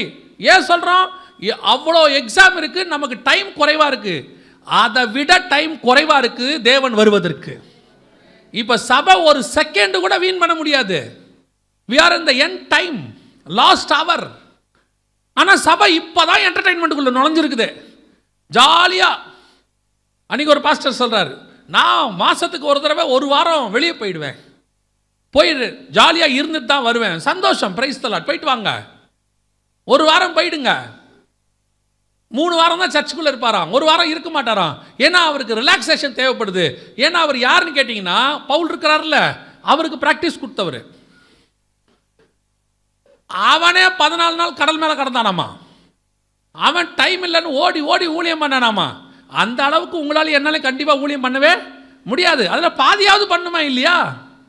This is not the time to take a rest. Napoleon உலகத்தை பிடிக்கணும்னு ஆசைப்பட்டானாமா. எங்கே தூங்குவானா தெரியுமா? படிச்சிருப்பீங்க. எங்கே தூங்குவானா? குதிரை மேலேயே தூங்குவானா. அரண்மனைக்கெல்லாம் போக மாட்டானா. குதிரை மேலேயே படுத்துட்டு முழிச்சிட்டு வாங்க வாங்க போருக்கு போகலாம். ஏன் ஒரு மனுஷன் அவனோட விஷன் வேர்ல்டு உலகத்தை பிடிக்கணும்னு ஆசை. அப்படி உலகத்தை பிடிக்கணும்னு ஆசைப்படுறவனுக்கு ரெஸ்ட் எடுக்க தோணாது. இன்னைக்கு நமக்கு கிறிஸ்துவுக்கென்று இந்த முழு உலகத்தையும் ஆதாயம் பண்ணணும்னு நினைக்கிறோம். ஏன்னா இயேசுவோட விஷன் உலகம். நீங்கள் போய் சகல ஜாதிகளுக்கும் சுவிசேஷ பிரசங்கிங்கள். அதில் ஒரு பார்ட் உங்ககிட்ட இருக்குது, கேஜிஎஃப் இருக்குது. இந்த கேஜிஎஃப்ல இருக்கிற அத்தனை பேரும் நிமிஷத்தை வேலை வீணாக்காமல் வேலை செய்தால் என்னைக்கோ கேஜிஎஃப் கர்த்தருடைய கையில் வந்து சேர்ந்துருக்கோம். நாம கொஞ்சம் அசதியா போயிட்டோம். இன்னைக்கு பிசாசு உள்ள வந்துட்டான். என்டர்டைன்மெண்ட், புசித்து குடித்து உட்கார்ந்து விளையாட எழுந்திருச்சார்கள். சபைக்கு விளையாடுறதுக்கான நேரம் இல்லை. சபை புசிச்சு குடிக்கிறதுக்கான நேரம் இல்லை. இது கிறிஸ்துவுக்கென்று யுத்தம் பண்ணுகிற காலம், ஆயத்தப்பட வேண்டிய காலம். லோத்துவுக்கு பார்க்குறான். லோத்து என்னடா அவனுங்க இவ்வளோ பண்ணிட்டானுங்க. இருதயத்தில் என்ன வருது அவனுக்கு? ஒரு வாதை வருது. குறைஞ்சபட்சம் இதுக்கு பேர் என்னது? குறைஞ்சபட்சம். உங்களுக்கு அதை பார்த்து கொஞ்சம் மாதிரி மனசு கஷ்டம் வருதா? என்னடா இவனுங்க இப்படி ஆடிட்டு திரியிறானுங்களே, இப்படி சர்ச்சு மேடையில் ஏறி சினிமா பாட்டு பாடுறானே, இவ்வளோ ஒரு கள்ள உபதேசம் மேலே வருதே, இவ்வளோ துணிகரமாக பேசுகிறானுங்களே, யூத் இப்படி வீணா போகிறானே, சபையை இப்படி கள்ள உபதேசத்துக்குள்ள நடத்துகிறாங்களே, நீங்கள் போய் அவங்கள கேட்க வேண்டாம். உங்கள் இருதயத்திலேயாவது வாதம் வந்துச்சா? குறைஞ்சபட்சம் ஒரு கூட்டத்துக்கு அந்த வாதையே கிடையாது. ஒரு கூட்டம் அவங்களோட போயிருச்சு. கேட்டால் நல்லா தெரிஞ்சுக்கொள்ளுங்க, அந்த நேரத்தில் ஃபேமஸாக இருக்கிற ஊழியக்காரன் கூட சேர்ந்துக்கிறது என்பது கிறிஸ்தவத்தில் இருக்கக்கூடியதான ஒரு வீக்னஸ். அப்போ யார் ஃபேமஸாக இருக்கிறோ அவர் கூட என்ன பண்ணிப்பாங்க? சேர்ந்துப்பாங்க. நல்லா தெரிஞ்சுக்கொள்ளுங்க, ஃபேமஸாக இருக்கிறவங்க கூட சேரக்கூடாது. எப்போவுமே நாம் இயேசுவோடு தான் சேர்ந்துருக்கணும், வசனத்தோடு தான் இருக்கணும். ஊழியக்காரன் வருவான் போவான். பவுலே போயிட்டார், பூமியில் கிடையாது. வருவாங்க போவாங்க. நீங்கள் வசனத்தோடு கூட மட்டும்தான் இருக்கணும். இன்றைக்கி இந்த ஊழியக்காரங்களோட சேர்ந்துக்கிறது ஒரு குரூப்பு. உடனே அவன் என்ன பண்ணுவான் தெரியுமா? இந்த சத்தியம் பேசுகிற ஊழியக்காரன் இல்லை ஸ்ட்ராங்காக இருக்கிற சபையை பார்த்து கிரிட்டிசைஸ் பண்ணுவான். இவங்க இப்படி தான் ப்ராஸ் பேசிக்கிட்டே இருப்பாங்க. சர்ச்சு பாருங்கள், ஒரு 5000 பேர் கூட இல்லை, 1000 பேர் தான் இருக்காங்க. நம்ம க்ரௌடு பாருங்கள், ஒரு மீட்டிங் போட்டால் 5000 வருது, 5000 வருது, 5000 போயிருச்சு. எத்தனை மிச்சம்? இப்போ பாருங்கள், யோசித்து பாருங்கள். இவ்வளோ அரசியல்வாதி வராங்க, எவ்வளோ கூட்டம் வருது. அப்போ அவ்வளோ பேரும் ஓட்டு போட்டால் அவர் ஜெயிச்சிருக்க வர மாட்டாரா? வரவெல்லாம் ஓட்டு போட மாட்டான். பார்க்க வரான், குதிக்கிறத பார்க்க ஒரு குரூப் வருது. அவன் எல்லாமே பரலோகத்துக்கு வருவான்னு சொல்ல முடியாது. அப்போ ஒரு குரூப் போய் இவங்களோட சேர்ந்துக்கிட்டு கிரிட்டிசைஸ். ஆனால் உங்களுக்கு எனக்கும் அவங்க கூட சேர வேண்டிய அவசியம் இல்லை. நமக்கு ஒரு வாதை வரணும். ஐயோ ஆண்டவரே இப்படி நடக்குதே அப்பா, இது என்ன பண்ணணும்? ஆண்டவரே என்னன்னு சொல்கிறேன், நம்மளால் ஒன்றும் பண்ண முடியாமல் இருக்கலாம், ஆனால் நம்ம ஜெபம் ஏதாவது ஒன்று செய்யும். நம்முடைய ஜெபம் ஒன்று செய்யும், ஒரு மாற்றத்தை கொண்டு வரும். யாரோ ஒருத்தனுடைய வாதை, யாரோ ஒருத்தனுடைய அழுகை, யாரோ ஒருத்தனுடைய கண்ணீர். ராஜா பார்த்து கேட்குறார் நெகேமியாவை, நீ ஏன் துக்கமுகமாக இருக்கிறாய்? ஏன் துக்கமாக இருக்கிற? ஏன் இல்லை, நீ துக்கமாக இருக்கிறதுக்கு காரணத்தை சொல்லு. நீ எங்கே இருக்கிற? ராஜாவுக்கு பக்கத்தில் இருக்கிற. நீ யார்? பானபாத்திரக்காரன். நீ டேஸ்ட் பண்ணாதான் ராஜாவே சாப்பிடுவார். அப்பேற்பட்டதான ஒரு போஸ்டிங், பாடிகார்டு, இம்பார்ட்டன்ட் பாடிகார்டு. உன் முகம் ஏன் துக்கமாக இருக்குது? அந்த துக்கத்தை பார்த்த உடனே ராஜா சொல்கிறான், உனக்கு என்னப்பா வேணும்? இல்லை எங்கள் அலங்கம் கட்டப்படணும். சரி நீ போயிட்டு எப்போ வருவேன்? ஒரு நாளில் வருவேன். ரைட், எல்லாம் எழுதி கொடு போ. உன் துக்கம் ஒரு பெரிய அலங்கத்தை கட்டுவதற்கு உதவும். நீ தேவன் சமூகத்தில் உட்கார்ந்து துக்கமாக இருப்பாயானால், நீ வாதிக்கப்பட்ட ஆண்டவர்கிட்ட கதறுவாயானால், ஆண்டவரே என் ஏரியா இப்படி இருக்கு, உன்னால் ஒன்றும் செய்ய முடியாமல் கூட இருந்துட்டு போட்டுமே, என்கிட்ட வரம் இல்லை, நான் பெரிய சர்ச் இல்லை, நான் சின்ன ஊழியக்காரன் தான், நான் ஒரு சின்ன விசுவாசி தான், என்னை கொண்டு ஒன்றும் செய்ய முடியாது, எனக்கு டேலண்ட் இல்லை, whatever it is, stay where you are. போய் முழங்கால் போடு, கதவை சாத்திக்கிட்டு. உன் ஜபத்துக்கு பரலோகம் பதில் கொடுக்குதான் இல்லையான்னு மட்டும் பாருங்க. நீ உள்ளுக்குள்ள பண்ற ஜபத்துக்கு வெளியே ஆண்டவர் பதில் கொடுப்பார் கண்டிப்பாக. அப்போ உனக்கு அந்த வைராக்கியம் வேணும்ல, அந்த வாதை வரணும்ல. ஒரு கூட்டம் இருக்குது, எப்படி தெரியுமா? அவங்க அப்படித்தாங்க, நமக்கு அவங்களுக்கு சம்மதம் இல்லை, அவங்க பாட்டு அவங்க வேலையை பார்க்கட்டும், நம்ம பாட்டு நம்ம வேலையை. இது உலகம் கேடு கெட்டு போனாலும் எனக்கு கவலை கிடையாது. யார் கேடு கெட்டாலும் கவலை. இது இப்படி ஒரு பெரிய குரூப் இருக்குது. இது என்ன குரூப் தெரியுமா? நம்ம ஒழுங்காக இருக்கிறோமா? யார் எக்கெடு கேட்டால் எனக்கு என்ன? நீங்கள் பாருங்கள், ஏசபேல் காலத்தில் தேசம் பயங்கர மோசமாக இருந்துச்சாமா. பயங்கர மோசமாக இருந்தோடனே ஒரு குரூப்பு ஏசபேல் கூட போய் சேர்ந்துக்குச்சு. அவங்க போடக்கூடியதான அப்போ அந்த பந்தியில் போய் சாப்பிட்டான் தீர்க்கதரிசி உட்காந்து. அது ஒரு குரூப்பு. எங்கே போனாலும் போய் மேடையில் முன்னாடி உட்காந்துக்கும். அதில் அதுக்கு ஒரு பெருமை. அது எல்லாரும் வந்தாங்க, நாங்களும் வந்தோம். அதில் ஒரு பெருமை, எங்களையெல்லாம் கூப்பிட்டாங்க. உங்களை இவங்க தான் கூப்பிடுவாங்க. சாமுவேலேன்னு தேவன் கூப்பிடவே மாட்டார் உன்னை. இவங்களுக்கு என்ன பெருமை தெரியுமா? எல்லாரோடு கூட மேடையில் உட்கார்ந்து அதில் ஒரு ஃபோட்டோ எடுத்து அதை எடுத்து வீட்டில் மாட்டி, இல்லை எல்லாரும் மீட்டிங்க்கு போகணும். ஆண்டவர் சொல்வார், எல்லாரும் போனால நான் வரலங்க, நீ ஏன் போனேன்னு கேட்பார். இருந்துட்டு போட்டோம். அது ஒரு குரூப், ஏசபேல் பந்தியில் உட்காந்துக்கிற குரூப். இன்னொரு குரூப் இருக்க, இவன் ஓடி போய் கெபிக்குள்ளே மறைஞ்சிருவான். 50 பேர் கெபிக்குள்ளே உட்காந்துருவான். உபதியாக கொண்டு வந்து சாப்பாடு கொடுப்பாரு, சாப்பிடுவான், ஜோம் பண்ணுவான். அதான் அவனுக்கு அவனால் முடியும். 50 பேர் அப்படியே உட்காந்துருவான். இவன் யார்? இன்றைக்கி இருக்கிற ஒரு குரூப்பு. யாரை கேட்டால் நமக்கு என்ன? நாம் ஒழுங்காக இருக்கோமா? நம்ம ஊழியம் ஒழுங்காக நடக்குதா? நம்ம எதுலேயும் தலையிடுறதில்ல. நாம் யாருக்கிட்டையும் போகிறதில்ல, எந்த வம்புக்கும் போகிறதில்ல, எந்த தும்புக்கும் போகிறதில்ல. என்ன உங்கள் ஊரில் எப்படி நடக்குது? நம்ம அதெல்லாம் பார்க்குறது இல்லைங்க. நமக்கு ஆண்டவர் 50 ஆத்மா கொடுத்துருக்காரு, சோத்திரம், பிரைஸ் லார்ட், அல்லேலூயா, நம்ம போயிடுறோம், மேலே முடிஞ்சு. ஏன்பா இந்த ஒரு இப்படி பண்ணுறானே, அவன் எதுவும் கேட்க மாட்டியா? நமக்கு எதுக்குங்க வம்பு? நமக்கு இப்போ தான் கார் போட்டிருக்கோம், இஎம்ஐ கட்டிக்கிட்டு இருக்கோம், நம்ம எதையாவது பேசி இஎம்ஐ கட்ட முடியாமல் போயிட போகுது. இப்படி ஒரு குரூப் இருக்குது. ஒரே ஒருத்தன் இருப்பான், என்னடா இப்படி பண்ணி தொலைகிறீங்க, நாசமாக போகிறீங்கடான்னு எலியான்னு ஒருத்தன் கத்துவான். இதில் 3 குரூப்பில் நீங்கள் எந்த குரூப்புன்னு நீங்கள் தான் முடிவு பண்ணிக்கணும். ஒன்று அவன் கூட போய் உட்கார சாப்பிட்ற குரூப்பு, இல்லை எந்த வம்பத்து முகம் போவேனான்னு கெபிக்குள்ளே போய் மறைஞ்சிக்கிற குரூப்பு. ஒன்று எழுஞ்சுன்னு கேட்டுற வேண்டியது தான், என்ன இன்றைக்கி இப்போ என்ன முடிவில் இருக்கீங்க நீங்கள் எல்லோரும்? அது கொஞ்சம் நம்மளை தான் துரத்துவான்னு வச்சுக்கோங்களேன். எலியாவை தான் துரத்துவான். என்ன ஓவராக பேசுகிறாரும்பா, ஃபேஸ்புக்கில் நம்மளை தான் திட்டுவான். நீங்கள் ஏதாவது கேட்டிங்கன்னா பெரிய நீதிமான் மாதிரி பேசுகிறாரும்பா. அதை பற்றிலாம் கவலைப்படக்கூடாது. நாளைக்கு இந்நேரம் தலையை வாங்குவாம்பா, அதெல்லாம் கவலைப்படக்கூடாது. இவனுக்கு தலையை வாங்குற அளவுக்கு நம்ம தலை ஒன்றும் அவ்வளோ சீப்பு கிடையாது. ஏசபேல் சொல்லுச்சு எலியாவின் தலையை வாங்குவேன்னு. கடைசி வரைக்கும் எலியா சாகவே இல்லை, ஏசபேல் தான் செத்துச்சு. இவன் பேசதான் செய்வான். ஓ என்ன இவங்கெல்லாம் பெரிய சத்தியங்கிறாம்மா, நீ பேசிட்டு போ, நாங்கள் சத்தியத்தை பேசிட்டு போகிறோம், இதுதான் சத்தியம், இப்படி இருக்கிறது தான் கரெக்டு, சபை இப்படி தான் இருக்கணும் சொல்லிக்கிட்டே தான் இருக்கணும். யார் கேட்குறா அவசியம் இல்லை, எவன் கேட்குறான்றது எங்களுக்கு முக்கியமே இல்லை. வனாந்தரத்தில் நின்று கத்திக்கிட்டே இருப்போம், மனம் திரும்புங்கள் பரலோக ராஜ்யம் சமீபத்தில் இருக்கிறது. ஒருத்தன் சொல்லுவான், ஏன்னா பைத்தியக்கார மாதிரி வனாந்தரத்தில் கத்திக்கிட்டு இருக்கிற. எவன் கேட்பான்? எவன் கேட்குறாங்கிறது முக்கியம் இல்லைடே, கத்திக்கிட்டே இருப்போம். ஒரு நாள் வரும், மொத்த தேசமும் வனாந்தரத்திற்கு வரும், ஞானஸ்தானத்துக்கு அவங்ககிட்ட வந்து நிற்கும். கத்த வேண்டியது வேலை, கத்திக்கொண்டே இரு. அதுக்காக ஏறாது கூட போய் சேர்ந்துக்க முடியாது.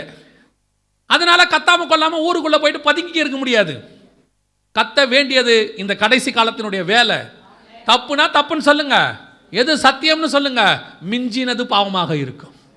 நம்ம வான்னு சொல்ல வேண்டியது நம்முடைய பொறுப்பு. இனி ஒரு குரூப் இருதயத்தில் வாதையே இல்லை, அது வான்னு போது ஜாலியாக வருது. இது எப்படி தெரியுமா? அங்கே தலையை கொடுக்கும், இங்கே வாழை கொடுக்கும், அங்கே போய் அங்கேயும் உட்காந்துக்கும், பிரைஸ் தி லார்ட் ஹல்லேலூயா. இங்கே வரும்போது நம்மகிட்ட சொல்லுவான், என்னன்றீங்க, அதை பார்த்தாலே இருதயெல்லாம் உடைஞ்சுது. நீ ஏன்டா அங்கே போனேன்? அவங்க கூப்பிட்டாங்களா, என்னதான் பண்ணுறாங்கன்னு பார்க்க போனேன். டாஸ்மாக்குள்ளே போயிட்டு வாங்க ஒரு தடவை, என்னதான் பண்ணுறாங்கன்னு பார்க்கலாம். இவன் அதுக்கும் போயிட்டு வருவான். எங்கே போனீங்க? இல்லை அவங்கெல்லாம் கிளாஸில் குடிக்கிறாங்களா, டம்ளரில் குடிக்கிறாங்களா, கண்ணாடி டம்ளரில் குடிக்கிறாங்களான்னு பார்க்க போனேன்பா. நம்ம கூட உட்காந்து கம்யூனியன் எடுப்பான். என்னப்பா எங்கள் கூட கம்யூனியன் எடுக்கிறேன்? நான் பரிசுத்தவான் உங்களோடு கூட இருந்து கம்யூனியன் எடுக்கும்படி வந்திருக்கிறேன். அங்கே ஏன்டா போனேன்? எப்படி குடிக்கிறாங்களான்னு பார்க்கலான்னு போனேன். 2 நினைவுகளால் குந்தி குந்தி நடக்கவே முடியாது. கர்த்தர் தெய்வமானால் கர்த்தர் இடத்துல வாங்க, பாகால் தெய்வமானால் பாகால் இடத்துல போங்கள். அவ்வளோதான். ஆண்டவர் கேட்ட கேள்வி தான், நீங்களும் போய்விட மனதாக இருக்கிறீர்களோ? என் கூட இருந்தால் இப்படி தான் இருக்கணும்னு ஆண்டவர் சொல்கிறார். அப்படி தான் இருக்கணும். கொஞ்ச நாளைக்கு கொஞ்சம் கஷ்டமாக தான் இருக்கும். விரட்டுவான், கல் எடுத்துப்பான், அடிப்பான், குதிப்பான், மேலேருந்து கீழே தள்ளுவேன்பான். ஒரு நாள் வரும், நாம தான் உயர்த்தப்பட்டிருப்போம். கல் எடுத்தவெல்லாம் ஒரு நாள் காணாமல் போயிருப்பான். அல்லேலூயா. சத்தியத்தில் நிற்கிற சபையும் சத்தியத்தில் நிற்கிற ஊழியக்காரனும் ஒரு நாளும் விழுந்து போனதாக சரித்திரமே கிடையாது. சத்தியம் தான் ஜெயிக்கும். அவ்வளோதான். சத்தியத்தை விட்டு கொடுத்துறாதீங்க, வளைஞ்சு கொடுத்துறாதீங்க. ஒருவேளை பேசும்போது நம்ம தனியாக நிற்போம், முடிக்கும் போது ஒரு கும்பல் நம்ம பக்கத்தில் தான் நிற்கும். ஆரம்பிக்கும் போது வேணால் தனியாக நிற்போம். இன்னைக்கு கடைசி காலத்தில் அப்படி ஒரு நிலைமை வந்திருக்குது சபைக்கு. இன்றைக்கி சபை எங்கே போயிருக்குது? புசித்து குடித்து விளையாடுற இடத்துக்கு போயிருச்சு. இந்த வெளிநாட்டில் உள்ள சபைகளில் நிறைய சபைகளுக்கு ஒரு ஃபேஷன், அவங்களுக்கு வந்து என்னென்னா ஆடுறது ஒரு ஃபேஷன். கேட்டால் சொல்கிறான் சர்ச்சு மாடர்னைஸ்ட் ஆயிடுச்சு. அதான் நான் சொல்வேன், மாடர்னைஸ்க்கு அர்த்தம் தெரியாதவங்க இவங்கெல்லாம். புரியுதா? மாடர்னைஸ்க்கு என்ன தெரியல, அர்த்தம் தெரியல. ஒரு காலத்தில் வசனம் கல்வெட்டில் இருந்துச்சு, கல்லில் எழுதி கொடுத்தார் ஆண்டவர். அப்புறம் அந்த வசனத்தை தோல் சுருளில் மாற்றினாங்க, அந்த ஸ்கின் இதில் மாற்றினாங்க. அதுக்கப்புறம் வசனத்தை கொண்டு வந்து பேப்பரில் பிரிண்ட் பண்ணாங்க. இப்போ நம்ம காலத்தில் டிஜிட்டலில் இருக்குது. நல்லா கவனிங்க, இப்போ கல்லிலிருந்து டிஜிட்டலுக்கு என்னவா இருக்குது? வசனம் மாடர்னைஸ் ஆயிருக்கு.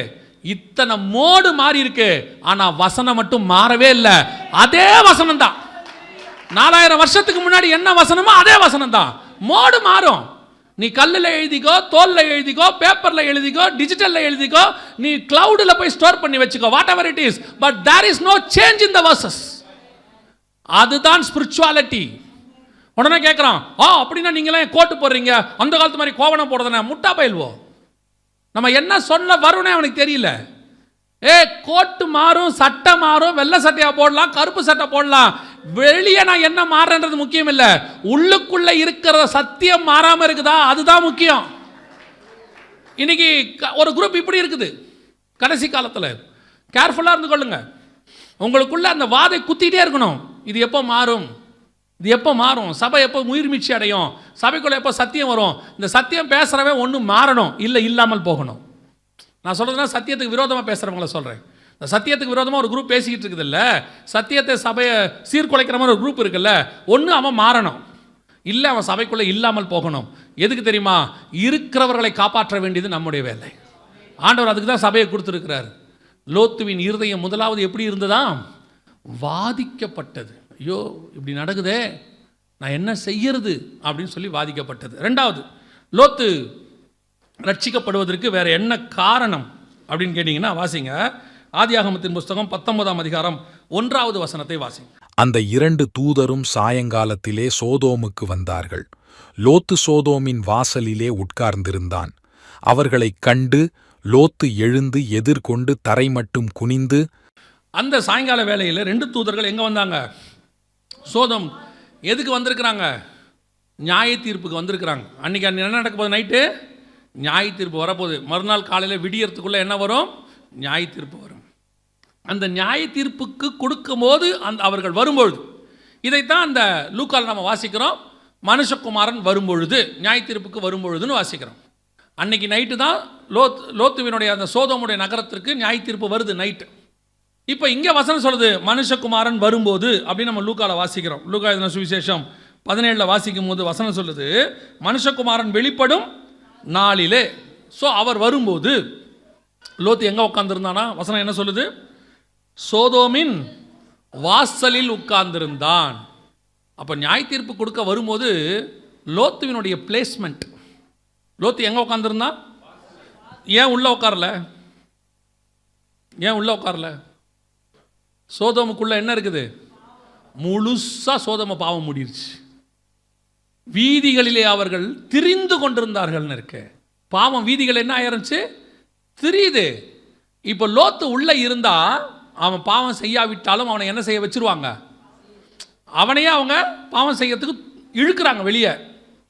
இவனுக்கு அந்த 19ஆம் அதிகாரத்தில் அவங்க என்ன வார்த்தை சொல்றாங்க பாருங்க, 9ஆம் வசனம். அந்த 2 தூதரும் சாயங்காலத்திலே சோதோமுக்கு வந்தார்கள். லோத்து சோதோமின் வாசலிலே உட்கார்ந்திருந்தான்.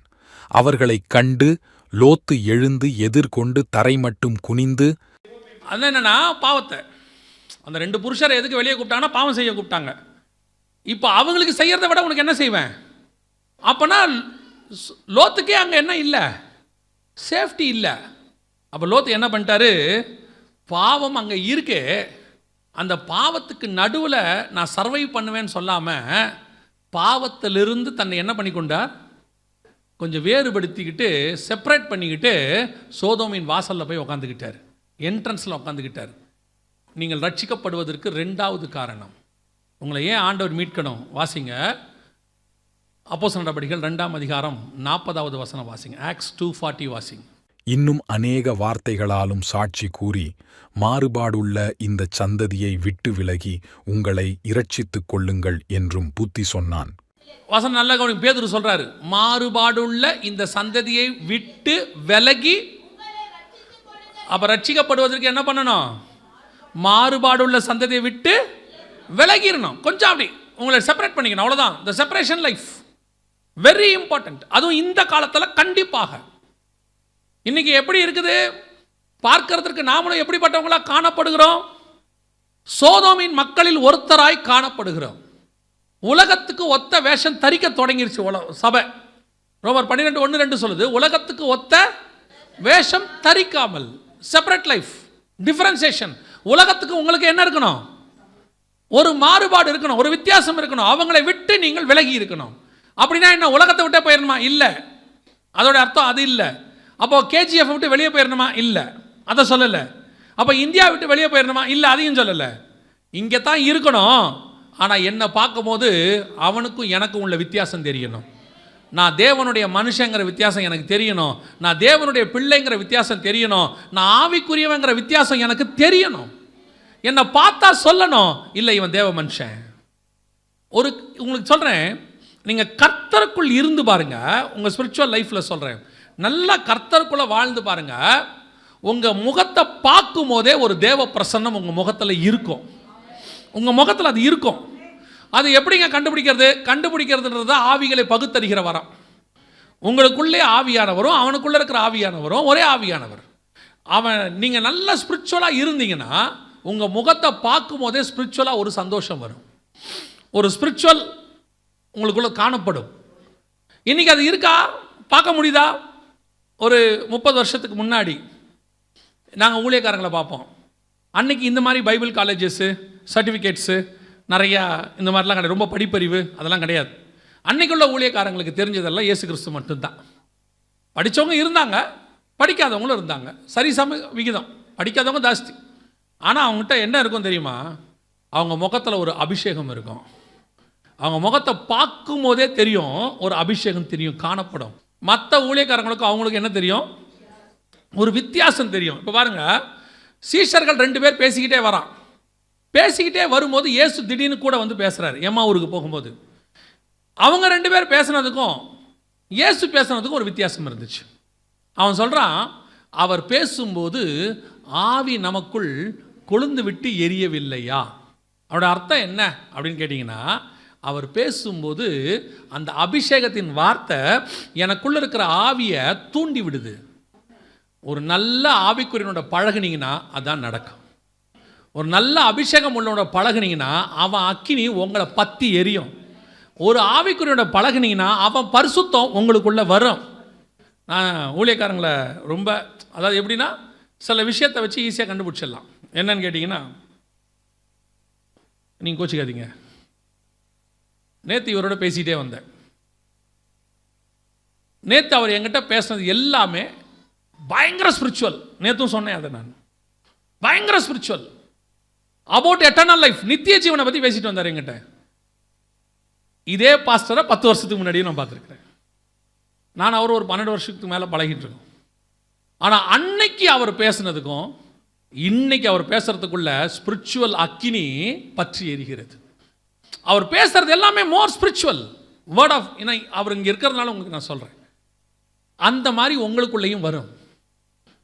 அப்போ உலகத்திலேருந்து பிரிஞ்சு போக முடியாது, ஆனால் உலகத்திலேருந்து செப்பரேட் பண்ணி வாழ முடியும் உங்களால். அவனுடைய பாவம் உங்களை பிடிக்காது, ஆனால் உங்கள் பரிசுத்தம் அவனை பட்சிக்கும்.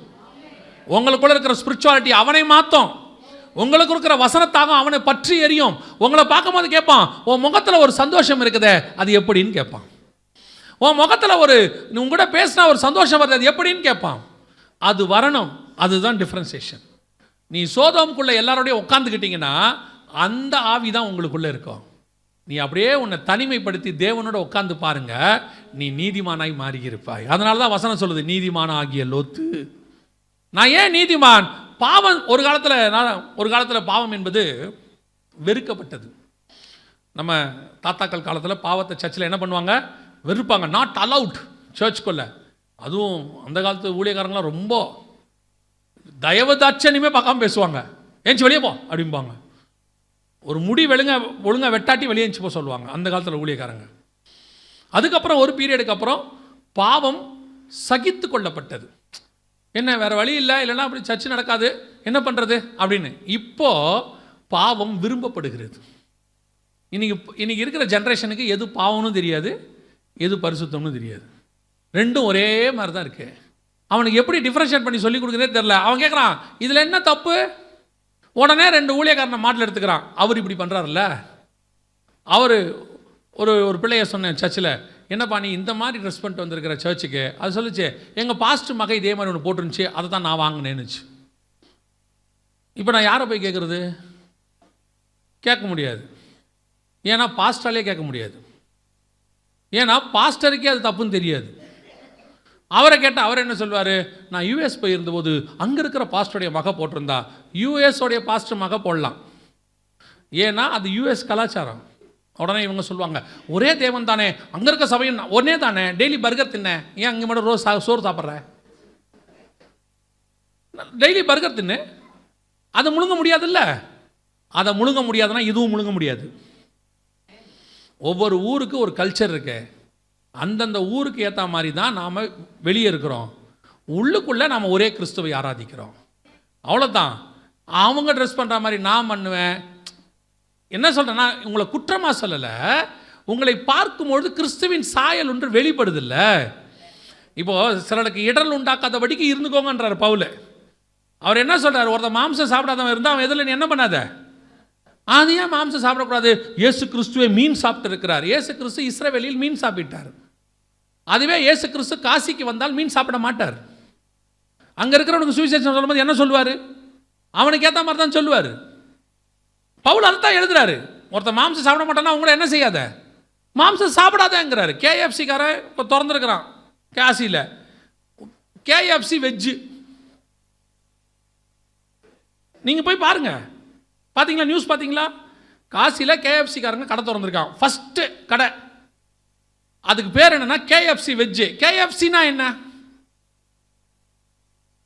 Kentucky fried chicken veg. எவ்வளோ பெரிய அறிவாளி பாருங்க அவனுங்க. புரியுதா உங்களுக்கு? அதாவது எங்கள் ஊருக்குள்ள நான்வெஜ்ஜு வரக்கூடாது, ஆனால் ஃப்ரைடு சிக்கனுங்கிற பேர் வரலாம். புரியுதா? முந்தியெல்லாம் இந்த இஸ்லாமிய நாடுகள் ஒன்று இருந்துச்சு, அரபு நாடுகள். அவங்களுக்கு இஸ்ரேல்னா பிடிக்காது. அதனால் என்ன பண்ணுவாங்கன்னா, அவங்க ஊர் மக்கள் யாரும் எங்கே போகக்கூடாது, இஸ்ரேலுக்கு போகக்கூடாது. அதனால் என்ன சொல்லுவாங்கன்னா, இஸ்ரேல் ஸ்டாம்பிங் உங்களுடைய பாஸ்போர்ட்டில் இருந்தால் நாம் யாருமே அவங்க நாட்டுக்கு என்ன கிடையாது, அலௌடு கிடையாது. இப்போ இஸ்ரேல் டூர் போகிற ஒரு குரூப் இருக்குல்ல, அவங்க கூட ஜோர்டான் வழியாக தான் போவாங்க. போகிறவங்க பார்த்தீங்கன்னா ஜோர்டானில் என்ன பண்ணும், இஸ்ரேலில் என்ன பண்ணுவாங்கன்னா ஸ்டாம்ப் பண்ண மாட்டான், ஒரு பேப்பர் தான் கொடுப்பான், ஸ்டாம்ப் பண்ண மாட்டான். என்னன்னா இஸ்ரேல் ஸ்டாம்ப் விழுந்துருச்சுன்னா என்ன பண்ண மாட்டாங்க, வேறு எந்த நாட்டிலையும் அரபு நாடுல சேர்த்துக்க மாட்டாங்க. அரபு நாடு ஒரு 22 நாடு இருக்குது, எவனும் சேர்த்துக்க மாட்டான்றதுனால இஸ்ரேல்காரனை என்ன பண்ணுறான்னா ஸ்டாம்ப் போடாமல் கொடுத்துருவான். இந்த அரபுக்காரங்க எவ்வளோ அறிவாளிங்க பாருங்கள். இந்த பாஸ்போர்ட்டில் இஸ்ரேல் பேர் வரக்கூடாது அப்படின்றதுக்காக என்ன பண்ணியிருப்பாங்கன்னா, ஃபஸ்ட்டு பேஜில் பிரிண்ட் பண்ணியிருப்பாங்க, this passport is not valid for இஸ்ரேல்னு பிளாட் பண்ணியிருப்பான். அவனுடைய நோக்கம் என்னென்னா, என் பாஸ்போர்ட்டில் என்ன வரக்கூடாது, இஸ்ரேலுங்கிற பேர் வரக்கூடாது. அதுக்கு அவன் என்ன பிரிண்ட் பண்ணியிருக்கிறான், இந்த பாஸ்போர்ட் இஸ்ரேலுக்கு வேல்யூ இல்லைன்னு அவனே பிரிண்ட் பண்ணி கொடுத்துருப்பான் எல்லாருக்கும். அந்த மாதிரி ஒரு அறிவாளி இங்கே இருக்கு. அப்போ நம்மள என்ன நினைக்கிறோம், அவனுக்கு ஒரு வைராக்கியம் இருக்குல்ல, ஒரு வித்தியாசம் காட்டுறான் இருக்குல்ல. இன்னைக்கு நாம இந்த உலகத்தோடு கூட ஒத்த வேஷம் தரிக்கிறது, அதுவும் இந்த கிறிஸ்தவங்களுக்கு இந்த கடைசி காலத்தில் எல்லாத்தையும் அக்செப்டபிள், உலகத்தோடு கூட ஒத்து வாழ்றது, அந்த டிஃபரன்ஷியேஷன் லைஃபே போயிடுச்சு.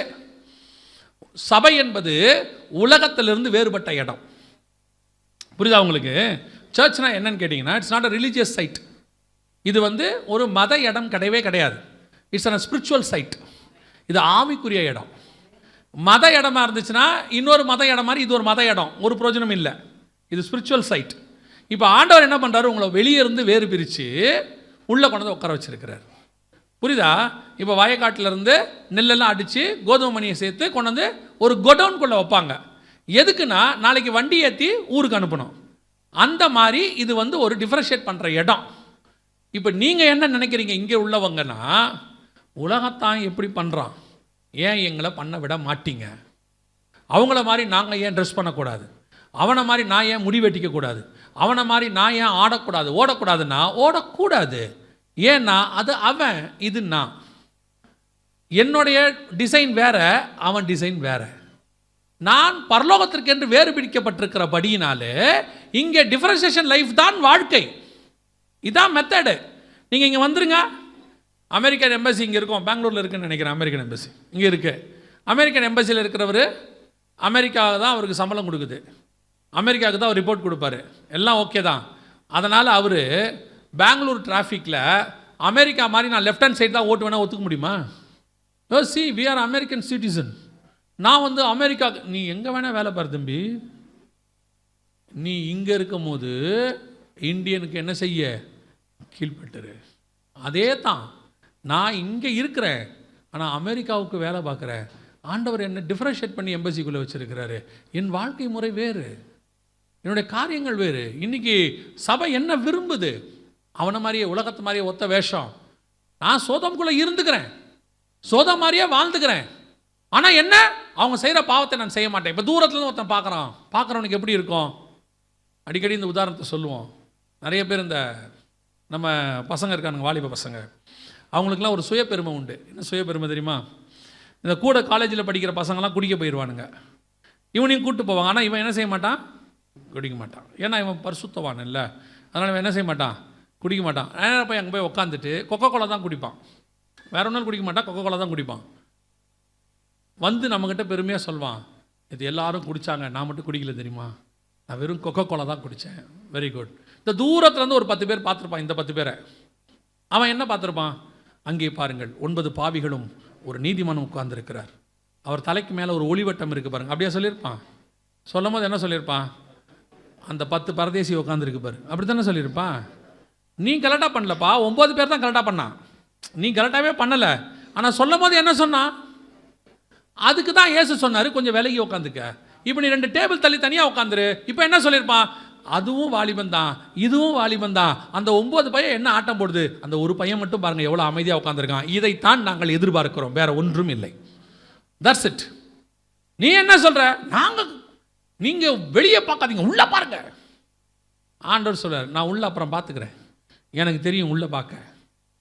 எல்லாரும் உன்னை வெளியே தான் பார்க்குறாங்க, முதல்ல வெளியே பாரு, கொஞ்சம் கேர்ஃபுல்லாக இரு. உலகத்துக்கு ஒத்த வேஷம் தெரியாது. பார்க்கும்போது சில வாலிப பிள்ளைகள், காலேஜுக்கெல்லாம் போகிற பிள்ளைகள் இருக்குது, ஆவிக்குரிய பிள்ளைகள், அது போகும்போது உலகத்துக்கு அங்கே இருக்கிற காரியத்தை பார்க்குது, நமக்கும் இந்த மாதிரி பண்ணால் எவ்வளோ நல்லா இருக்கும். வந்து அம்மாட்ட கேட்குது, நான் பண்ணால் என்ன தப்பு, நான் ஏன் பண்ணக்கூடாதா? அம்மா சொல்கிறாங்க, இல்லை நம்ம பைபிள் வாசிக்கிறோம். இப்போ அதுக்கு பைபிள் மேலே கோவம் வந்துடுது, பைபிள் மேலே கோவம் வந்துடுது. அவங்களாம் எவ்வளோ ஜாலியாக இருக்காங்க. ஒரு நாள் வரும், நீ இன்னைக்கு உன் தாய் தகப்பன் சொல்லுவதை கேட்டு இதை வேணான்னு கொஞ்சம் சாக்ரிஃபைஸ் பண்ணிப்பார். நீ பண்ணுறது உண்மையிலே கொஞ்சம் சாக்ரிஃபைஸ் தான், ஆனால் இந்த சாக்ரிஃபைஸ்க்கு பெரிய ரிவார்டை கொடுப்பதற்கு கர்த்தர் வல்லமை உள்ள தேவனாக இருக்கிறார். உன் சாக்ரிஃபைஸ்க்கு கர்த்தர் கண்டிப்பாக ரிவார்டு கொடுப்பார். ஆண்டவர் இந்த ஒரு 50 பேருக்கு முன்னாடி நீ அந்த ஒரு அவங்க செய்கிற காரியத்தை செய்யாமல் வேணான்னு விட்டுட்டீன்னா, கோடான கோடி தூதர்களுக்கு முன்பாக சொல்லுவார், என் மக அத்தனை பேருக்கு முன்னாடி எனக்காக அதை போடாமல் நின்னா, எனக்காக அதை செய்யாமல் நின்னா, எனக்காக தன்னை டிஃப்ரென்ஷியேட் பண்ணா, இந்த 50 பேர் முக்கியமா, அந்த கோடான கோடி பேர் முக்கியமா, நீ தான் டிசைட் பண்ணிக்கணும். சில காரியங்கள் நமக்கு ஆண்டவர் இன்னும் சொல்கிறேன், ஆண்டவர் எல்லாத்தையும் வேணான்னு சொல்லலை. நமக்கு ஆண்டவர் சகலவித பழங்களையும் சாப்பிட சொல்லிட்டாரு, ஒரே ஒரு மரத்தை தான் சாப்பிட வேணான்னு சொன்னார்.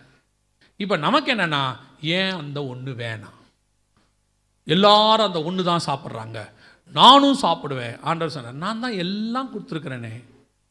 சில நேரத்தில் பார்த்துருக்கீங்களா, டாக்டர் சொல்லிடுவார், சார் உங்களுக்கு சுகர் 400 இருக்குது, நீங்கள் என்ன செய்யாதீங்க, ஸ்வீட் மட்டும் சாப்பிடாதீங்க அப்படிம்பார். இப்போ இவருக்கு ஸ்வீட் மட்டும் சாப்பிட்ணுன்னு தான் ஆசை வரும். அந்த இலையில் எல்லாத்தையும் வச்சுருவாங்க, புரியுதா? அப்போது கூட உட்காந்துருக்க வீட்டம்மா சொல்லுவாங்க, அந்த ஸ்வீட் சாப்பிடாதீங்க, உங்களுக்கு சுகர் இருக்குது. ஏன் இல்லை, சுற்றி 7 இருக்குத, 7 விடு, நான் ஏன் ஸ்வீட் சாப்பிடக்கூடாது? அந்த அம்மா சொல்லும், சாப்பிட்டா செத்து போயிடுவேன், உன் நல்லதுக்கு தான் சொல்கிறோம், உனக்கு அது ஒத்து வராது, தின்னு தொலையாத. இதில் வேறு நம்மால் ஜீனியஸ் ஒருத்தன் இருக்கான், பார்த்துருக்கீங்களா? ஸ்வீட் சாப்பிட்டுட்டு டீயில் சுகர் வேணாம்பா, ஸ்வீட்டை சாப்பிட்டுட்டு, ஏன்பா எனக்கு சுகரு, நான் ஏற்கனவே ஸ்வீட் சாப்பிட்டேன், டீயில் அந்த 2 ஸ்பூன் வேணாமா, இவ்வளோ பெரிய ஸ்வீட்டு தின்னுருப்பான், குலாப் ஜாமுன். இப்படிப்பட்ட அறிவாளிகள் நம்மோடு கூட பெருகி இருக்கிறார்கள். இவர்களை ஒன்றும் செய்யவே முடியாது. இப்போ ஆண்டவர் ஒன்று என்ன, எல்லாமே செய்ய வேணாம்னு சொன்னாரா? எதுவுமே செய்ய வேணாம்னு சொன்னாரா? எல்லாம் செய், இதை மட்டும் செய்யாது. உனக்கு அது மேலே தான் ஆசை வருது பாரு. எது கர்த்தர் வேணான்னு சொல்கிறாரு. நீதிமானாகிய லோத்துக்கு என்ன தோணுச்சு? எனக்கு எதுவுமே வேணாண்டா.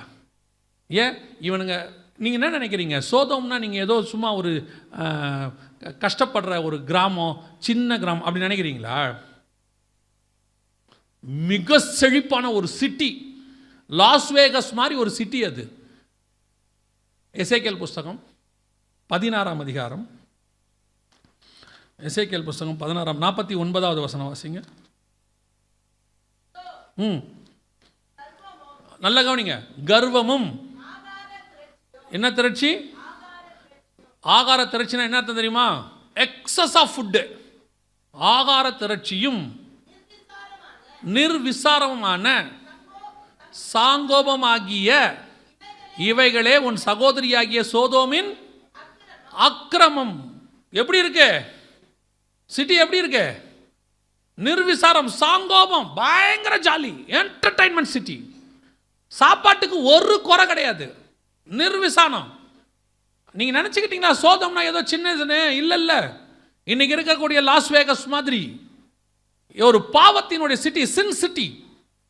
அந்த சிட்டியில் இருக்கக்கூடிய எல்லா சந்தோஷத்தையும் விட்டுட்டு ஒருத்தன் என்ட்ரன்ஸில் போய் உட்காந்துக்கிட்டான். பார்க்குறவன் கேட்டிருப்பான், யோ உள்ளுக்குள்ளே எவ்வளோ ஜாலியாக இருக்கு, நீ இதை விட்டுட்டு இங்கே வந்து உக்காந்துருக்கிற.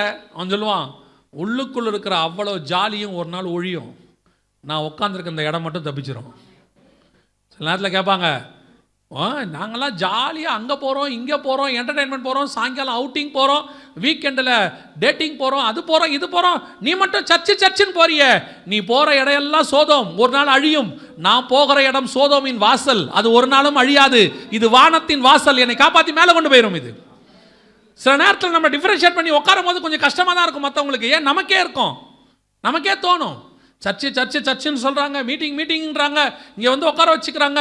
இன்றைக்கி என் ஃப்ரெண்ட்ஸ் எல்லாம் அந்த இடத்துல போயிட்டு அவர் எடுத்து வாட்ஸ்அப்பில் ஃபேஸ்புக்கில் ஸ்டேட்டஸ் வைப்பான், அங்கே போட்டு விடுவான், நாங்கள் இன்றைக்கி இதையெல்லாம் சாப்பிட்டோம், அதெல்லாம் சாப்பிட்டோம், அங்கே போய் ஜாலியாக இருந்தோம், என்டர்டைன்மெண்ட்டாக இருந்துச்சு. இதை பார்க்க வாலிப இருந்தோம் என்ன செய்யுது? நம்மளும் அங்கே இருந்திருக்கலாமே, நம்ம ஏன் இப்படி வாசலில் வந்து உட்காந்துருக்குறோம், நம்ம ஏன் ஒன்றுமில்லாத இடத்துல உட்காந்துருக்குறோம்? உன்னை ஏன் உட்கார சொல்கிறேன்னு தெரியுமா? நீ பார்க்குறது எல்லாமே எப்படிப்பட்ட ஒரு இடம் தெரியுமா? சீக்கிரத்தில் அழிய போகிற ஒரு இடம். மோர் என்டர்டைன்மெண்ட் வில் டேஞ்சர். நல்லா தெரிஞ்சுக்கொள்ளுங்க. ரொம்ப என்டர்டைன்மெண்ட்டாக ஒரு சிட்டி போகுதுன்னா, ரொம்ப இது சொல்லுவாங்க டூரிஸ்ட் ஸ்பாட்டும்பாங்க. ஓவர் டூரிஸ்ட் ஸ்பாட் இருக்குன்னா ஓவர் பாவம் இருக்குன்னு இருக்காங்க. நீங்கள் வேணால் பாருங்கள், எந்த டூரிஸ்ட் ஸ்பாட்டை எடுத்துக்கொள்ளுங்க, பாவம் மிகுதியாக இருக்கும். ஓவர் டூரிஸ்ட் ஸ்பாட், ஓவர் பாவம், ஓவர் அழிவு. அதுக்கு நடுவில் இல்லாதபடிக்கு இப்போ நம்ம என்ன சொல்லுவோம்? இப்போது ஒரு சிலருக்கெல்லாம் ஃபேஷன் வந்துருக்குது, புது ஃபேஷன். என்ன தெரியுமா? எங்கே பாவம் இருக்குதோ அங்கே போய் ஜோம் பண்ணுறது. அந்த நகரத்துக்காக தாய்லாண்டுக்கு போய் ஜோம் பண்ணுறாங்க பெஸ்ட் பர்சன்ஸ். இப்போல்லாம் என்னன்னு கேட்டால் தாய்லாண்டிலே பாவம் இருக்கிறது. மணிப்பூரில் பிரச்சனை வந்துச்சு, யாரும் மணிப்பூரில் போய் ஜோம் பண்ணவே இல்லை. ஏன் மணிப்பூர் போல? சுற்றுவான் போனா. ஏன் தாய்லாந்து போனீங்க? திருட்டு பயிலுவோம். நான் சொல்கிறேன், திருட்டு பயிலுவோம். ஒரிசால 2008 சர்ச்செல்லாம் இடிச்சாங்க, ஒரு பயிலும் போல. புரியுதா? 200 கிலோமீட்டருக்கு சர்ச்சை இடிச்சாங்க, ஒரு பயிலும் போல. அங்கே இங்கிருந்தே நாம் எல்லாம் ஒரிசாவுக்காக ஜோம் பண்ணுவோம். சார் எங்கே போகிறீங்க? கோவாக்கு. ஏன் கோவா? அந்த கோவாவில் எலெக்ஷன் நடக்குது, கோவாக்கே போய் நாங்கள் ஜோம் பண்ண போகிறோம்.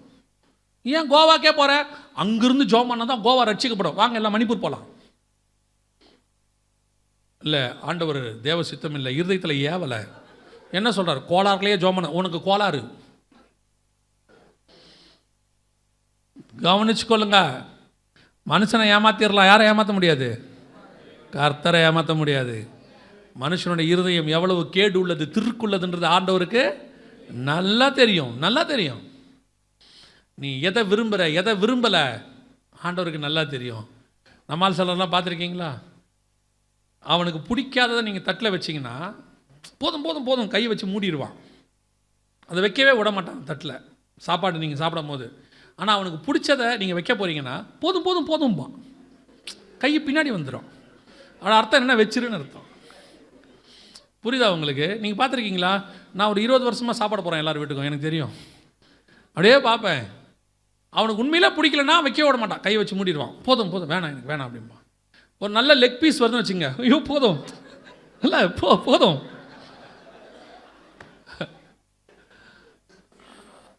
நான் சொல்கிறது நிஜம். நீங்கள் வேணால் நெக்ஸ்ட் டைம் போதும்னு சொல்கிறவனை பாருங்கள். இனிமேட்டு யோசிப்பீங்களா வைக்கும் போது? சகோதரிமார்களாக வைக்கும் போது யோசிப்பாங்க, இந்த ஆள் எப்படி கை காட்டுறான். எதுக்கு சொல்கிறேன்? ஆண்டவருக்கு தெரியும், இருதயம் தெரியும். நீ எதை போதுங்கிற, எதை வேணுங்கிற எல்லாத்தையும் ஆண்டவர் பார்த்துக்கிட்டு இருக்கிறார். நான் உண்மையிலே சோதோமின் வாசலில் உட்கார்ந்துருக்கிறேனா? உண்மையிலே உட்கார்ந்துருக்கிறேனா? இல்லை பேருக்கு சும்மா ஜாலிக்கு? இல்லை, அவன் இருதயம் உண்மையிலே வாதிக்கப்பட்டு சோதோம் வாசலுக்கு போயிட்டான். அங்கே போய் உட்காந்துட்டு சொல்கிறான், இந்த ஜனங்களுக்கும் எனக்கும் எந்த சம்பந்தமும் இல்லை.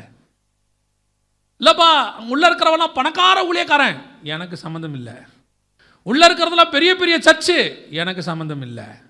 அங்கே 8000 பேர் 10,000 பேர் இருக்காங்க மெம்பர், எனக்கு சம்மந்தம் இல்லை. அவர் பென்ஸ் வச்சிருக்காரு, BMW வச்சிருக்காரு, எனக்கு சம்மந்தம் இல்லை. ஐயா அவர் அமெரிக்காவில் பட்டம் வாங்கியிருக்காரு, எனக்கு சம்மந்தம். நான் லூஸ் மாதிரி எனக்கு சம்மந்தம் இல்லை. நீங்கள் உட்காந்துருக்க கொஞ்ச நாள் கழிச்சு பாடுறா, வச்சிருந்தவெல்லாம் தீந்தான், இங்கே உட்காந்துருக்கிறவன் மட்டும் தப்பிச்சான். எவன் ஒருத்தன் தன்னை வேறுபடுத்தி கொண்டு வாழ்க்கை வாழ்கிறானோ அவன் மட்டுமே தப்பிப்பான். நீங்கள் வேணா செஞ்சு பாருங்க.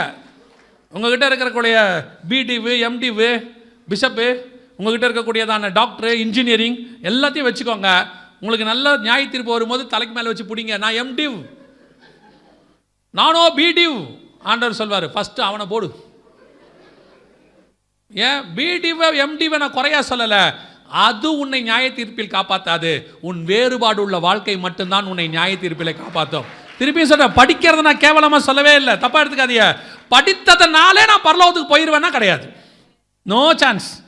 உன் உள்ளான மனுஷன் எதை வெறுக்கிறான், எதை விரும்புகிறான் என்பதை கர்த்தர் பார்க்கிறார். நீ எதை ஆசைப்படுற, எது மேலே உனக்கு பற்று இருக்குது.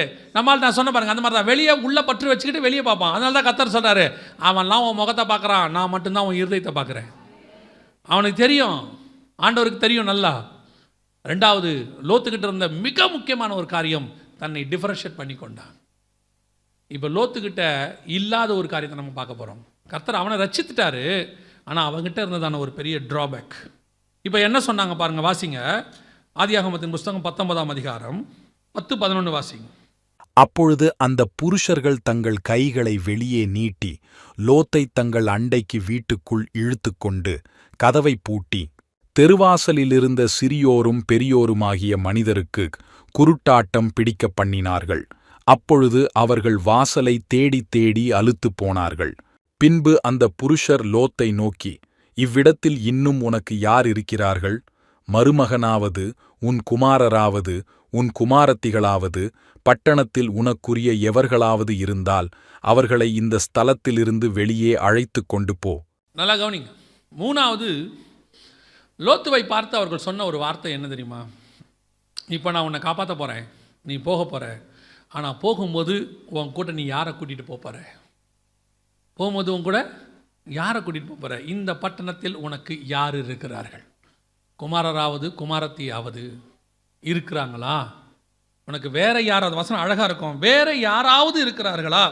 உனக்குரிய எவர்களாவது இருந்தால், குமாரர் குமாரத்தியை விட்டு ஃப்ரெண்ட்ஸு, வேலைக்காரன் எவர்களாவது இருந்தால் அவர்களை இந்த ஸ்தலத்தை விட்டு கூட்டி கொண்டு போ. மூணாவது, நியாய தீர்ப்பில் தப்பி போகும்பொழுது நீங்கள் யாரை கொண்டு போக போகிறீர்கள் என்பது தான் கேள்வி. இப்போ லோத்து இந்த பட்டணத்தில் இருக்கிறதுக்கு முன்னாடி, இதை அழிக்கிறதுக்கு முன்னாடி உங்களுக்கு தெரியும், சம்மந்தமே இல்லாமல் ஆண்டவர் ஆபிரகாம்கிட்ட போய் பேசுகிறார். அதுக்கு முந்தின அதிகாரத்தில் மம்ரேயின் சமபூமியில் ஆபிரகாம்கிட்ட போய் பேசுகிறார். இது ஒரு பெரிய ஆச்சரியம் இல்லையா? சோதோமுடைய பாவம் அதிகமாயிருச்சு, நான் அழிக்க போகிறேன்னு தான் இறங்கினார். இறங்குறவர் நேராக எங்கே இறங்கலை, நேராக சோதோமில் இறங்கி அழிக்கலை. அவர் என்ன பண்ணுறாருன்னு கேட்டிங்கன்னா, ஃபஸ்ட்டு மம்ரேயின் சமபூமிக்கு வந்துடுறாரு. அவர் எப்போ வந்தார்னு பார்க்கணும், அது இன்னும் சூப்பராக இருக்கும். அது ஒவ்வொன்றுத்துக்கு பின்னாடி ஒரு சத்தியம் இருக்குது. 18ஆம் அதிகாரம் 1வது வசனம். பின்பு கர்த்தர் மம்ரேயின் சமபூமியிலே அவனுக்கு தரிசனமானார். அவன் பகலின் உஷ்ண வேளையில் கூடார வாசலிலே உட்கார்ந்திருந்து. பகலில் உஷ்ண வேலை அப்படின்றது என்ன அர்த்தம் பைபிளை பொறுத்த வரைக்கும்னா, கர்த்தர் எந்த நேரத்தில் வருகிறாரோ அந்த நேரமும் அவருடைய மைண்ட் செட்டும் ஒன்றுன்னு அர்த்தம். நான் சொல்கிறது புரியுதா புரியலையா? ஆதாமை சந்திக்கிறதுக்கு தோட்டத்தில் எப்போ வந்தார்? பகலில் குளிர்ச்சியான வேளையில் அவனை சந்திக்கும்படி வந்தார். அதனுடைய அர்த்தம் என்ன அப்படின்னு கேட்டிங்கன்னா, அவனோட உலாவை வந்தார். God is cool. காடோடைய மைண்டும் கிளைமேட்டும் ஒன்று. அவர் எந்த கிளைமேட்டில் வராரோ அவர் அந்த மைண்டில் இருக்கிறார். இதுதான் தேவனை அறிகிற அறிவு. நீங்கள் பைபிளில் இதுதான் பைபிளில் ஆண்டவர் கொடுத்துருக்கிற அவரை தெரிஞ்சுக்கிறதுக்கான விளக்கம். நீங்கள் தேவனை எப்படி புரிஞ்சுக்கணும்னு. இப்போது எலியாவை பார்க்க வராரு. பார்க்க வந்தோடனே எலியா நேராக வந்து தேவனை பார்க்கவே இல்லை. அவன் என்ன பண்ணுறான்? கெபிக்குள்ளே உட்காந்துக்கிட்டான். வசனம் சொல்லுது, முதலாவது கண்மலையை பிளக்கத்தக்கதான பூமி எதிர்ச்சி உண்டாயிற்று, எலியா வெளியே வரவில்லை, ஏன்னா கர்த்தர் அதிலே இல்லை. அடுத்து வருது, அக்கினி உண்டாயிற்று, எலியா வரவில்லை, கர்த்தர் அதிலே இல்லை. பெருங்காற்று வீசியது, எலியா வெளியே வரவில்லை, கர்த்தர் அதிலே இல்லை. கடைசியாய் மெல்லிய சத்தம் கேட்டது. அப்பொழுது எலியா தன் சால்வையை போர்த்தி கொண்டு கெபிக்கு வெளியே வந்து நின்றான். இதான் தேவனை எலியா புரிஞ்சு வச்சிருக்கிறான். இவ்வளோ ஃபோர்ஸ்ஃபுல்லாக இருக்கிறார்னா இப்போ போகக்கூடாது, அவர் கோபத்தில் இருக்கிறாரு. எப்போ சாஃப்ட் ஆகிறாருன்னு பார்க்குறான். மெல்லிய சத்தம் கேட்குது, இப்போ சாஃப்டாக இருக்கிறாரு, இப்போ நம்ம வெளியே போகலாம். தேவனை அறிகிற அறிவு. இப்போ அழிக்கிறதுக்கு வராரு சோதோமை. எப்போ வராரு? பகலில் உஷ்ண வேலையில். அதோட அர்த்தம் என்னன்னா கோபமாக வராரு. ஆனால் கோபமாக வரும்போது அவருக்கு தெரியுது, இப்படியே நேராக போனோம்னா சோதோமை க்ளோஸ் பண்ணிடுவான். எங்கே போயிடுவான்? ஃபஸ்ட்டு ஆபிரகாம் வீட்டுக்கு போயிடுவான். அவன் என்ன பண்ணிடுவான்? நம்மளை கூல் பண்ணிடுவான். செஞ்சுட்டான். அவன் வந்த உடனே கால்களை கழுவி சாப்பாடை போட்டு எல்லாம் பண்ணி அப்படியே சாயங்காலம் வரைக்கும் அங்கேயே உட்கார வச்சுட்டான். சாயங்காலம் வரைக்கும் உட்கார வச்சோன்னே இப்போ சாயங்காலம் ஆயிடுச்சு, பகலில் குளிர்ச்சியான வேலை. இப்போ போய் 2 தூதர்களும் பேசிக்கிட்டு இருக்கிறாங்க சோதோமில், ஏன்னா கூல் பண்ணிட்டான். இப்போ ஆண்டவர் ஆபிரகாமுக்கிட்ட வந்தபோது ஆபிரகாம் சோதோமை பற்றி பேசுகிறார், சொல்கிறார் சோதோமை அழிக்க போகிறேன். இப்போ ஆபிரகாமுக்கு ஒரே ஒரு வாதை என்னென்னா, அங்கே யார் இருக்கிறது? அண்ணன் மையம் ஒருத்தன் அங்கே இருக்கிறான். ஐயோ இவனை காப்பாற்றணுமே. இப்போ ஆபிரகாமுக்கு லோத்து மேலே என்ன நம்பிக்கைன்னா, லோத்து ஒரு 10 பேரையாவது அங்கே என்ன பண்ணியிருப்பான்? சம்பாதிச்சு வச்சுருப்பான். திருப்பி ஆபிரகாம் பேசிட்டே இருப்பார். கடைசியாக ஆபிரகாம் தான் நிறுத்துவார். நான் இன்னும் ஒரு விசை பேசட்டும், 10 பேரையாவது அப்படின்ன உடனே ஆண்டவர் சரின்ட்டார். ஆண்டவர் சொல்லவே இல்லை இன்னும் ஒரு விசை பேசுன்னு இல்லை. ஆபிரகாம் தான் 50லேருந்து குறைச்சிக்கிட்டே வராரு. 50 நீதிமான் இருந்தால் அழிப்பீரோ, 40 இருந்தால் அழிப்பீரோ, 30, 20, 10க்கு வந்து நின்ட்டார். இப்போ ஆபிரகாமுக்கு ஒரு எண்ணம் என்ன, லோத்து என்ன பண்ணியிருப்பான்? ஒரு 10 பேர், மனைவி 2 பிள்ளைங்க, அப்புறம் வந்துட்டு வேலைக்காரங்க எல்லாம் ஒரு 10 பேர் கூட. இப்போ நம்மளை எடுத்துக்கிட்டால் நம்மளே என்ன வச்சுருக்கிறோம்? ஒரு 10 பேர் வச்சுருக்கிறோம். சரின்னு சொல்லிட்டு நிறுத்திட்டான். ஆனால் உள்ளே போய் பார்த்தா லோத்துக்கு 10 பேர் கூட இல்லை. இதுதான் லோத்தினுடைய மினிஸ்ட்ரி. லோத்து உள்ளே போனார், 2 மருமகன்மாரை கூட்டிகிட்டு வர்றாரு. அவனுங்க எப்படிப்பட்டவனுங்க பாருங்கள், வாசிங்க 19ஆம் அதிகாரம் 14வது வசனம் வாசிங்க. அப்பொழுது லோத்து புறப்பட்டு தன் குமாரத்திகளை விவாகம் பண்ண போகிற தன் மருமக்கள்மாரோடே பேசி, நீங்கள் எழுந்து இந்த ஸ்தலத்தை விட்டு புறப்படுங்கள், கர்த்தர் இந்த பட்டணத்தை அழிக்கப் போகிறார் என்றான். அவனுடைய மருமக்கள்மாரின் பார்வைக்கு அவன் பரியாசம் பண்ணுகிறதாகக் கண்டது. நியாய தீர்ப்பை பற்றி லோத்து பேசினா மருமகனுக்கே எப்படி இருக்குது? கேவலமாக இருக்குது, பரியாசம், கிண்டல் பண்ணுறான். என்ன நீங்கள் போய் உலகம் அழிய போகுது, வருகை வரப்போகுது, ஆண்டவர் வரப்போகிறாரு, இப்படிலாம் பேசி தெரியுறீங்க, சும்மா நீங்கள் இதெல்லாம் பண்ணாதீங்க. அப்போ லோத்து தன் மருமகளுக்கு, அதாவது மகள்களுக்கு பார்த்த மருமகனே நியாய தீர்ப்பை விசுவாசிக்காதவன். புரியுதா? நீங்கள் இப்படி பாருங்கள், ஸ்பிரிச்சுவலாக பாருங்கள். அவன் தனக்கு 2 மருமகன் பார்த்துருக்கிறான், 2 ஆத்துமா விசுவாசி. இவன் பார்த்துருக்கான். இந்த விசுவாசி எப்படிப்பட்ட விசுவாசி? பரியாசம் பண்ணுற விசுவாசி. சர்ச்சில் தான் உட்காந்துருக்கு, செலக்டடு, சபைக்குள்ளே இருக்கு. ஓ இயேசு வரப்போகிறார், கடைசி காலம், நியாய தீர்ப்பு, ஆண்டவர் வரப்போகிறாரு. சும்மா இருந்தாலும் கதை விட்டு தெரியும். கர்த்தர் அதெல்லாம் கிருபை உள்ளவர், அதெல்லாம் செய்ய மாட்டார். அவர் இரக்கத்தின் தேவன். இப்போ எந்த இடத்துக்கு போனாலும் ஒன்று சொல்லி ஜோம் பண்ணுறாங்க. நானும் போகிற இடத்துலலாம் சொல்லிகிட்ருக்கிறேன், அழிவு வரப்போகுது, அதை வரப்போகுது அப்படின்லாம் சொன்னாலும் இரக்கத்தின் தேவன், தயவின் தேவன், கிருபை உள்ளவர், அவர் அப்படியெல்லாம் செய்ய மாட்டார். செய்ய மாட்டார்னு யார் சொன்னா? அவர் கிருபை உள்ளவர். இன்னொரு பக்கம் அவர் நீதி உள்ள நியாயாதிபதி. ஒரு காசுக்கு 2 பக்கம் இருக்குது இல்லை? அதே மாதிரி தேவனுக்கு ரெண்டு பக்கம் இருக்குது. அவரே சொல்கிறாரு, நீ என் முன்புறத்தை பார்க்க மாட்டாய், என் பின்புறத்தை பார்ப்பாய். அப்போ அவருக்கு ரெண்டு பக்கம் இருக்குது. ஒரு பக்கம் கிருபையும் இரக்கமும் நிறைந்தவராய் வெளிப்பட்டார், இன்னொன்று நீதியுள்ள நியாயாதிபதியாய் வெளிப்பட போகிறார். எப்படி சொல்கிறீங்க? இன்னைக்கு நியாய தீர்ப்பை பற்றி சொன்னாலே சபையை ஏற்றுக்க மாட்டேங்குது. நம்ம நினச்சிக்கிறோம் சபையில் 50 பேர் இருக்கான், 100 பேர் இருக்கான், 5000 பேர் இருக்கான், 1000 பேர் இருக்கான். எத்தனை பேர் உன்னோடு கூட சோதமை விட்டு வெளியே வரப்போகிறான்? எத்தனை பேர் உங்கள் கூட வருவாங்க? எத்தனை பேர் சர்ச்சிலேருந்து உங்கள் கூட புறப்பட்டு வருவாங்கன்னு நீங்கள் நினைக்கிறீங்க? நமக்கு ஆசை இருக்குது எல்லாரும் வருகையில் வந்துடணும்னு. வருமா? அத்தனையும் வருமா? இதான் இங்கே கேள்வி. இந்த கடைசி காலத்தில் என்ன ஒரு பெரிய பிரச்சனை இருக்குதுன்னா, நீங்கள் போய் ஒரு ஸ்கூலில் கேளுங்க, ஒரு கிளாஸில் ஒரு டீச்சர்கிட்ட போய் கேட்டு பாருங்கள், உங்கள் கிளாஸில் இருக்கிற பசங்க எத்தனை பேர் பாஸ் ஆவாங்க, எத்தனை பேர் ஃபெயில் ஆவாங்க? அந்த டீச்சருக்கு தெரியுமா தெரியாதா? கன்ஃபார்மாக தெரியும் இல்லையா? தெரியும்ல. இவன் நல்ல பிரைட் ஸ்டூடெண்ட்டு, இது ஆவரேஜ் ஸ்டூடெண்ட்டு, இது தேரவே தேராது, கரெக்டாக சொல்லிடுவாங்க. ஒரு ஹாஸ்பிட்டலுக்கு போங்க, ஒரு வார்டில் போய் அங்கே இருக்கிற நர்ஸுக்கிட்டேயோ டாக்டர்கிட்டையோ இங்கே இருக்கிற 10 பேஷண்ட்ஸில் யார் யாரெல்லாம் பிழைப்பாங்க கண்டிஷன் சொல்லுங்கன்னா சொல்லுவாங்களா மாட்டாங்களா? சொல்லுவாங்க. என்ன சொல்லுவாங்க? இதெல்லாம் டிஸ்சார்ஜ் ஆகி வீட்டுக்கு போயிடும், இது டிஸ்சார்ஜ் கொஞ்சம் லேட் ஆகும், இது தேரவே தேராது, கரெக்டாக சொல்லிடுவாங்க. நீங்கள் சொல்லுங்கள், உங்கள் சர்ச்சில் எத்தனை பேர் பரலோகத்துக்கு போவாங்க? கர்த்தரே அறிவார். அவ்வளோதான். ஏன்?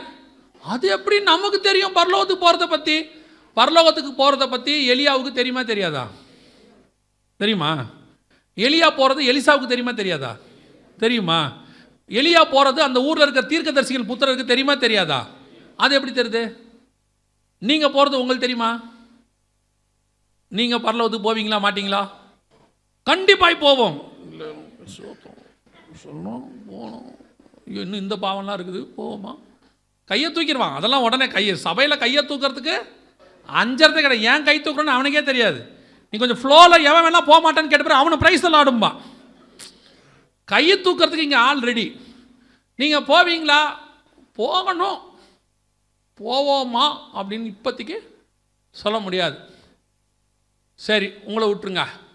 உங்கள் கூட இருக்கிறாங்கள உங்கள் மனைவியோ கணவனோ, அவங்கள கேளுங்க, உங்கள் கணவர் பரலோகத்துக்கு போவாரா? யார்? இவரா? அந்த அம்மா நம்பவே நம்பாது, சான்ஸே இல்லை. யார்? இவர். ஒரு கணவனை கேட்டேன், உங்கள் மனைவி பரலோகத்துக்கு போகுமான்னு. அவர் சொன்னார், அது போனால் அது எப்படி பரலோகமாக இருக்கும்?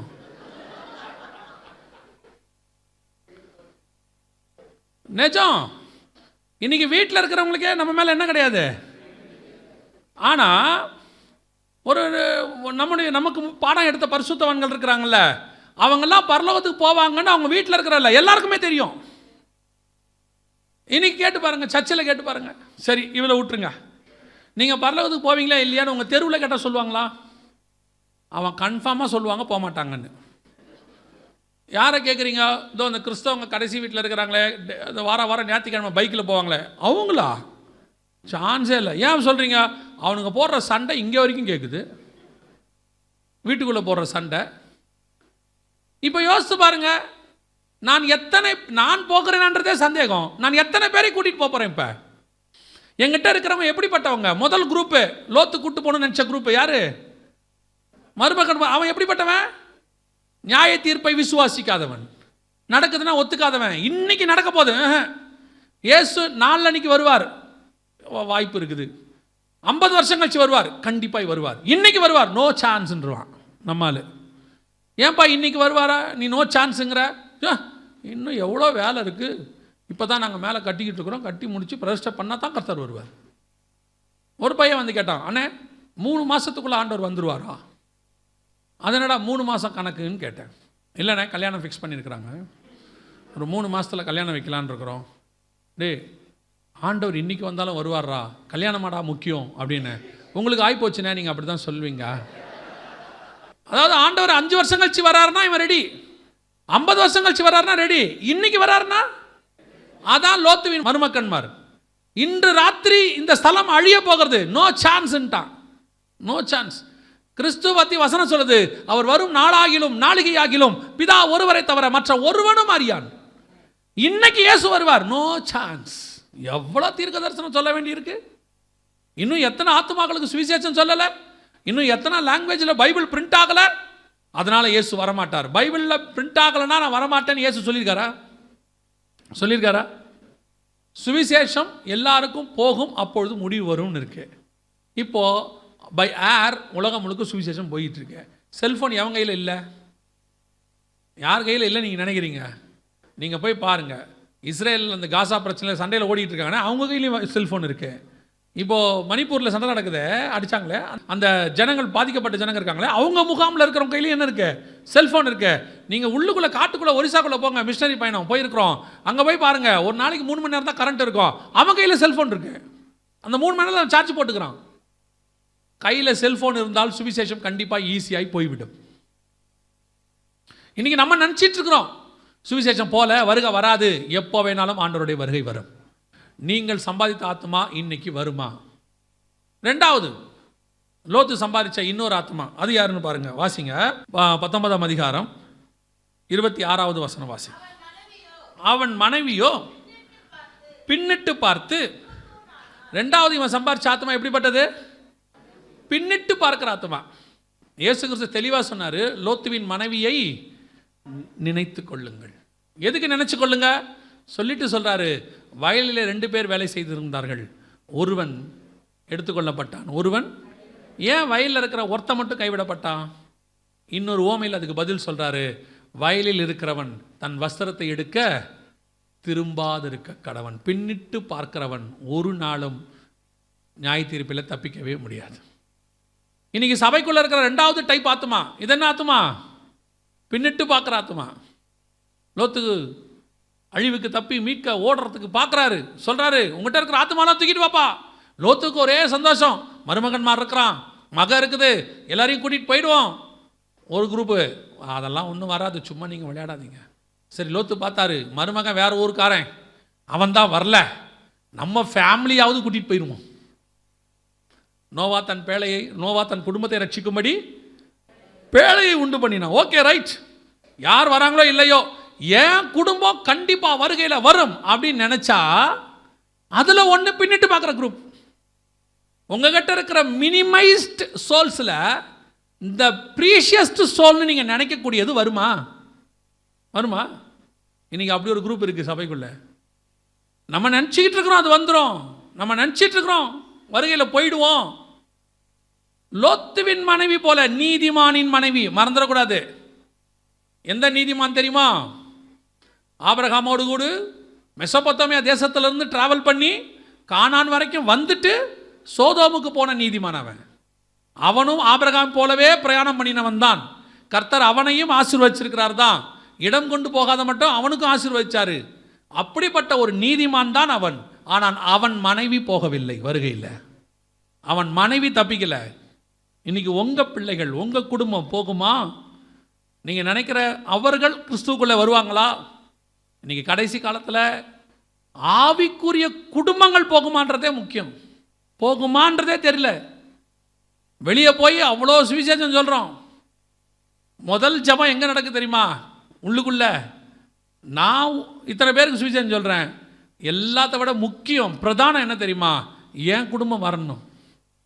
எல்லாரும் போய் என் குடும்பம் வரலன்னா சரி, சோதோமில் இருக்கிறவன் வரல, நான் என் மருமகள்னு நினச்சவங்க வரல, ஏன் மனைவியாவது வரணும்ல? அதுவே ரெடியா இல்லையாமா? பார்த்துக்கோங்க. நீங்கள் என்ன நினச்சிக்கிட்டு இருக்கிறீங்களோ, இவங்கெல்லாம் வந்துடுவாங்கன்னு நினச்சிக்கிட்டு இருக்கிறீங்களோ, அவங்கெல்லாம் வரப்போகிறது இல்லை. ஒரு பரிசுத்தவான் சொன்னார், பரலோகத்துக்கு போகும்போது உங்களுக்கு 3 ஆச்சரியம் காத்திருக்கும்னு சொன்னார். எத்தனை இருக்கும்? 3 ஆச்சரியம் காத்திருக்கும். என்னங்க 3 ஆச்சரியம் காத்திருக்கும் அப்படின்னு? முதலாவது ஆச்சரியம், நீங்கள் நினைக்காதவர்கள் பரலோகத்தில் இருப்பார்கள். நீங்கள் எவையெல்லாம் வரமாட்டேன்னு நினச்சிங்களோ அவன்லாம் அங்கே உட்காந்துருப்பான். பார்த்தோன்னே கேட்பான், நீங்கள் கேட்பீங்க, நீ வந்துட்டியா? 2வது ஆச்சரியம், நீங்கள் யார் யாரெல்லாம் வருவார் என்று நினைத்தீர்களோ அவர்கள் அங்கே இருக்க மாட்டார்கள். ஏன்னா இங்கே நமக்கு முன்னாடி படம் போட்டவன்லாம் கொஞ்சம் பேர் இருப்பான். ஐயா பிரைஸ்லோடியா சோத்ரியா, அவன் சொல்லும் போதே 7 கட்டையில் பேசுவான். பார்த்துருக்கீங்களா? உலகத்தில் எத்தனை ராகம் இருக்கோ அத்தனை ராகத்துலேயும் பிரைஸ்லோட சொல்லுவோம், பிரைஸ்லோடையா. நம்ம நினச்சிப்போம், இந்த ஊழியக்காரங்க நாங்களாம் எப்படிப்பட்டவங்க தெரியுமா? இந்த பிரைஸ்லோடுனோடனே நம்பிடுவோம். எவ்வளோ நல்ல பிரதர். நான் அந்த விஷயத்தில் எப்பவும் சொல்லுவேன், ஊழியக்காரரை விட அவருடைய மனைவிகள் இருக்காங்கள்ல, அவங்க தான் அதில் திறமசாலிகள். ஊழியக்காரருடைய மனைவி, ஊழியக்காரர் இருக்கார பைபிளை தூக்கிட்டு யார் பிரைஸ் தி லார்ட்னு ஏற்ற இறக்கமாக சொன்னாலும் நம்பிடுவார். ஊழியக்காரங்கிட்ட இருக்காது அது ஒரு வீக்னஸ். வெயிலில் வந்து யா சோத்ரையா விசுவாசத்தில் தான் ஏன் ஊழியம் நடக்குது அப்படின்னு நீங்கள் வாங்க வாங்க வீட்டில் சாப்பிட்டு போகலாம் வாங்கன்னு கூப்பிட்டு வந்துடுவோம். உள்ளே வந்த உடனே அந்த பாஸ்டர்மா பார்ப்பாங்க, இப்படி பார்த்துட்டு கிச்சன்லேருந்து கூப்பிடுவாங்க, எப்பா கொஞ்சம் உள்ளே வாங்க அப்படிம்பாங்க. அப்படி அவங்க கூப்பிட்டாங்கன்னா வந்தவன் ஃபெயில்னு அர்த்தம். நான் கண்டுபிடிச்சி வச்சுருக்கேன், நீங்கள் டோன்ட் வரி. நான்லாம் வந்து நான் வருகை தாமச்சா ஒரு புக்கு போடலான்னு இருக்கிறேன். பாஸ்டர்மா கூப்பிடுவாங்க, எப்பா கொஞ்சம் உள்ளே வாங்க அப்படிம்பாங்க. அப்படி கூப்பிட்டாங்கன்னா உள்ளே போனோடனே கேட்பாங்க, யார் அந்த ஆள், பார்க்கவே சரியில்லை, அந்த ஆளை கூப்பிட்டு வந்திருக்கீங்க. உடனே இவர், நீ வாயை மூடு, யாரை பார்த்தாலும் அப்படி இப்படின்னு சொல்லிக்கிட்டு, அவர் எவ்வளோ கஷ்டத்துக்கு நடுவில் வந்திருக்கார் தெரியுமா அவர், நீ காஃபி போடு, மதியானம் அவர் சாப்பிட்டு தான் போகிறாரு. போனோன்னு அந்த அம்மா மண்டையில் அடிச்சுக்கோம், இதை எங்கே தான் நம்ம திருத்துறதோ தெரியல, சோத்திரம் பிரைஸ் தி லார்ட். ஒரு 6 மாதம் கழித்து பாஸ்டர் சோகமாக உட்காந்துருப்பார். இப்படி பாஸ்டர் அம்மா கேட்பாங்க, என்னாச்சு அப்படிமா. சொல்கிறதுக்கு கொஞ்சம் வெக்கம், அதனால் வேறு வழி இல்லை, சொல்கிறதுக்கு வேறு ஆளும் இல்லை, எங்கேயாவது சொல்லித்தான் ஆகணும். வெளியே போய் சொன்னால் கேவலமாக நினைப்பான், கேவலமாக நினச்சாலும் பரவாயில்லன்னு யார்கிட்ட தான் சொல்ல முடியும், பாஸ்டர் மாதிரி தான் சொல்ல முடியும். இப்படி இல்லைம்மா அன்றைக்கி ஒருத்தர் வந்தார் இல்லை, ஆமாம் அவர் நல்லவர் இல்லை போகலாமா. உடனே அந்த அம்மா கேட்கும், எவ்வளோ போச்சு. அடுத்த கேள்வி, அந்த அம்மா வந்து சமாரிய ஸ்திரீக்கிட்ட இயேசுநாதர் பேசுகிற மாதிரி தான் பேசும், ரெலவெண்ட்டான ஆன்சரே இருக்காது. அடுத்த கொஸ்டின், எவ்வளோ போச்சு.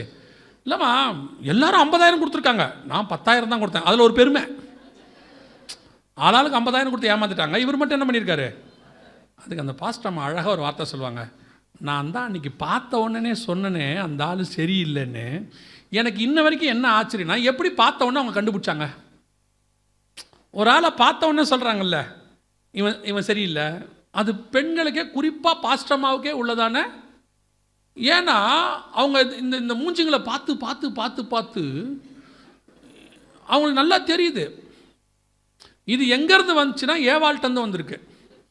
நான் ஏவாளுக்கு முதல்ல பாம்பு வந்து பழம் கொடுத்துச்சா, அதில் ஏவாள் உஷாராயிடுச்சு, இனி எது வந்தாலும் பாம்பாக இருக்குமோ, பழம் கொண்டாந்துருக்குமோ. அதுலேருந்து ஒரு ஏவாளும் பழம் சாப்பிட்றதே இல்லை. நிஜமா தான். அதில் உச்ச நிலைமை என்னன்னு கேட்டிங்கன்னா, சாப்பாடு செஞ்சு வச்சுட்டு கணவருக்கு வெயிட் பண்ணுறது. இப்போ நீங்கள் வந்து சாப்பிட்ட பிறகு நான் சாப்பிட்றேன். அவருக்கு பெருமை, என் மனைவி நான் இல்லாமல் சாப்பிடவே மாட்டான்.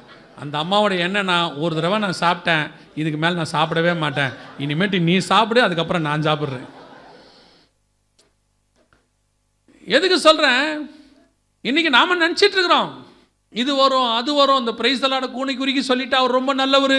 சர்ச்சில் நம்ம எதிரில் கொஞ்சம் பேர் இருப்பான், உங்கள் சர்ச்சில் சொல்ல, உங்கள் சர்ச்சை பற்றி எனக்கு எதுவுமே தெரியாது, நீங்கள் எதுவும் தப்பாக எடுத்துக்காதியா. சர்ச்சில் கொஞ்சம் பேர் இருப்பான், பாஸ்டர் நீங்கள் இருந்தால் நான் இருப்பேன், நீங்கள் செத்தோ நான் செத்துருவேன்பா. அவன் தான் முதல் குழி வெட்டுறவன், ஃபஸ்ட்டு குழி வெட்டுறவன் அவன் தான். நம்ம பாஸ்டருங்க இருக்காங்க பாருங்க, இந்த மாதிரி பேசின உடனே அவங்களுக்கு புல்லெல்லாம் அரிச்சிரும். அவங்களுக்கு எப்படின்னு பார்த்தீங்கன்னா பெரிய டான் மாதிரி ஃபீலிங் வந்துடும், நமக்கு 2 பாடி கார்டு இருக்காண்டா, நமக்கு கவலை இல்லைடா அப்படின்னு ஃபீலிங் வந்துடும். முதல் குழி அவன் தான் வெட்டுவான். சில நேரத்தில் சர்ச்சில் பின்னாடி உட்காந்துருப்பார், எதை பற்றியுமே பேச மாட்டார், அவர் பாட்டுன்னு வருவார், பிரைஸ் தி லார்ட் மாதிரி போயிட்டே இருப்பார். நமக்கு அவரை பார்த்தா கோவம் வரும், வர்றாரு போகிறாரு பிரைஸ் தி லார்ட்ங்கிறாரு, நம்ம திமிர் பிடிச்ச வரும்போம். ஆனால் அவன் தான் கடைசி வரைக்கும் கூடவே நிற்பான், எந்த ஒரு காரணத்துக்கும். எனக்கு இந்த இதெல்லாம் முழு எக்ஸ்பீரியன்ஸில் பேசிகிட்டு இருக்கிறேன், யாரை பற்றியுமே கிடையாது, ஏன் எக்ஸ்பீரியன்ஸ், ஓன் எக்ஸ்பீரியன்ஸ். நல்லா தெரிஞ்சுக்கொள்ளுங்க, நம்ம கூட இருக்கிறவங்கள யார் நம்ம கூட வருகையில் வருவார்கள் என்பது உங்களுக்கு தெரியணும்.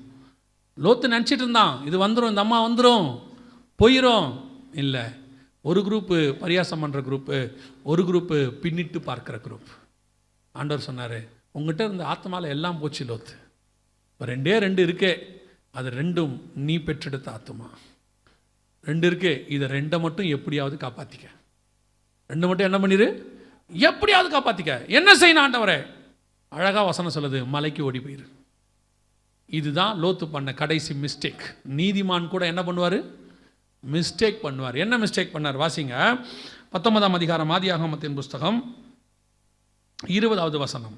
அதோ அந்த ஊர் இருக்கிறதே, நான் அதற்கு ஓடிப்போகத்தக்கதாய் அது கிட்ட இருக்கிறது, சின்னதுமாயிருக்கிறது, என் பிராணன் பிழைக்க நான் அங்கே ஓடிப்போகட்டும், அது சின்ன ஊர்தானே என்றான். இப்போ அதுக்கு அவர் பதில் என்ன சொன்னார்னா, வசனம் சொல்லுது, மலைக்கு ஓடி போக என்னால் முடியாது அப்படின்னு சொன்னார். ஆனால் கர்த்தர் சொன்னார், நீ எங்கே போயிடு, மலைக்கு போயிடு, அதுதான் இருக்கிறதுலே சேஃபஸ்ட் பிளேஸ். அங்கே போயிட்டினா இருக்கிற 2 ஆத்மாவையாவது காப்பாற்றிக்கலான்னார். சில நேரத்தில் கர்த்தர் நமக்கு சில காரியங்களை சொல்லும் பொழுது நம்மால் செய்ய முடியாதது போல் இருக்கும். ஆனால் செய்ய முடியாத காரியத்தை கர்த்தர் நம்மக்கிட்ட சொல்லவே மாட்டார். கர்த்தருக்கு தெரியும் நம்ம பலன் என்னதுன்னு. பல நேரத்தில் நம்ம பலன் நமக்கு தான் தெரியாது. இப்போ லோத்து சொன்னார், என்னால் ஓடி போக முடியாது, மலைக்கு போக முடியாதுன்னாரு. இப்போ வசனம் சொல்லுது பாருங்களேன், வாசிங்க 19ஆம் அதிகாரம் 30வது வசனம் வாசிங்க. பின்பு லோத்து சோவாரிலே குடியிருக்க பயந்து சோவாரை விட்டு போய் அவனும் அவனோடே கூட அவனுடைய 2 குமாரத்திகளும் மலையிலே வாசம் பண்ணினார்கள். அங்கே அவனும் அவனுடைய 2 குமாரத்திகளும் ஒரு கெபியிலே குடியிருந்தார்கள். கர்த்தர் எங்கே போக சொன்னார்? ஃபஸ்ட்டு எங்கே போக முடியாது சொன்னா, இப்போ எங்கே போயிருக்கிறான்? அப்போ இவனால் போக முடியுமா முடியாதா? முடியும் தெரிஞ்சு தான் கர்த்தர் சொன்னார். முடியும் தெரிஞ்சு தான் சொன்னார். கர்த்தர் உனக்கு ஒரு ஊழியத்தையோ ஒரு காரியத்தையோ உனக்கு சொல்லும் பொழுது உங்களால் முடியும் என்று நம்பித்தான் கர்த்தர் அதை சொல்லுகிறார். பல நேரத்தில் நாம தான் என்ன செய்கிறோம், என்னால் முடியாது, என்னால் நடக்காது, வாய்ப்பில்லை, அங்கே போக முடியாது. அதனுடைய விளைவு என்ன தெரியுமா? 2 மகள்களையும் அவன் இழந்து விட்டான். எப்படி இழந்து விட்டான்னு நீங்கள் சொல்கிறீங்க அப்படின்னு கேட்டிங்கன்னா, இவங்க அழிக்க வந்தாங்க இல்லையா அந்த ஊர், அதில் இன்னொரு ஊர் சோவார். அவங்க அழிக்க வந்த ஊரில் ஒரு ஊர் என்னது? சோவார். இப்போ அவங்க என்ன சொல்கிறாங்க போங்க, 21வது வசனம். அதற்கு அவர், நீ கேட்டுக்கொண்ட ஊரை நான் கவிழ்த்து போடாதபடிக்கு இந்த விஷயத்திலும் உனக்கு அனுக்கிரகம் பண்ணினேன். அப்போ என்ன பிளானில் வந்திருக்கிறாங்க? சோவாரை என்ன பண்ண வந்திருக்கிறாங்க? கவிழ்த்து போட வந்திருக்கிறாங்க. ஆனால் வசனம் சொல்லுது, இந்த விஷயத்தில் நீ கேட்டுக்கொண்ட ஊரை நான் கவிழ்த்து போடாதபடிக்கு. அப்படின்னா என்ன அர்த்தம்? அவங்களுடைய கவிழ்த்து போடுற பிளானில் எது இருக்குது? சோவாரா இருக்குது. ஏன்னா சோவார்லேயும் ஒரு பாவம் இருக்குது. சோதோமில் ஒரு பாவம், கொமாராவில் ஒரு பாவம், சோவார்லேயும் ஒரு பாவம் இருக்குது. ஏன்னா அந்த இடத்துல 5 பட்டணங்களை அவங்க அழிக்க வந்தாங்க. அதில் இந்த சோவாரம் ஒன்று.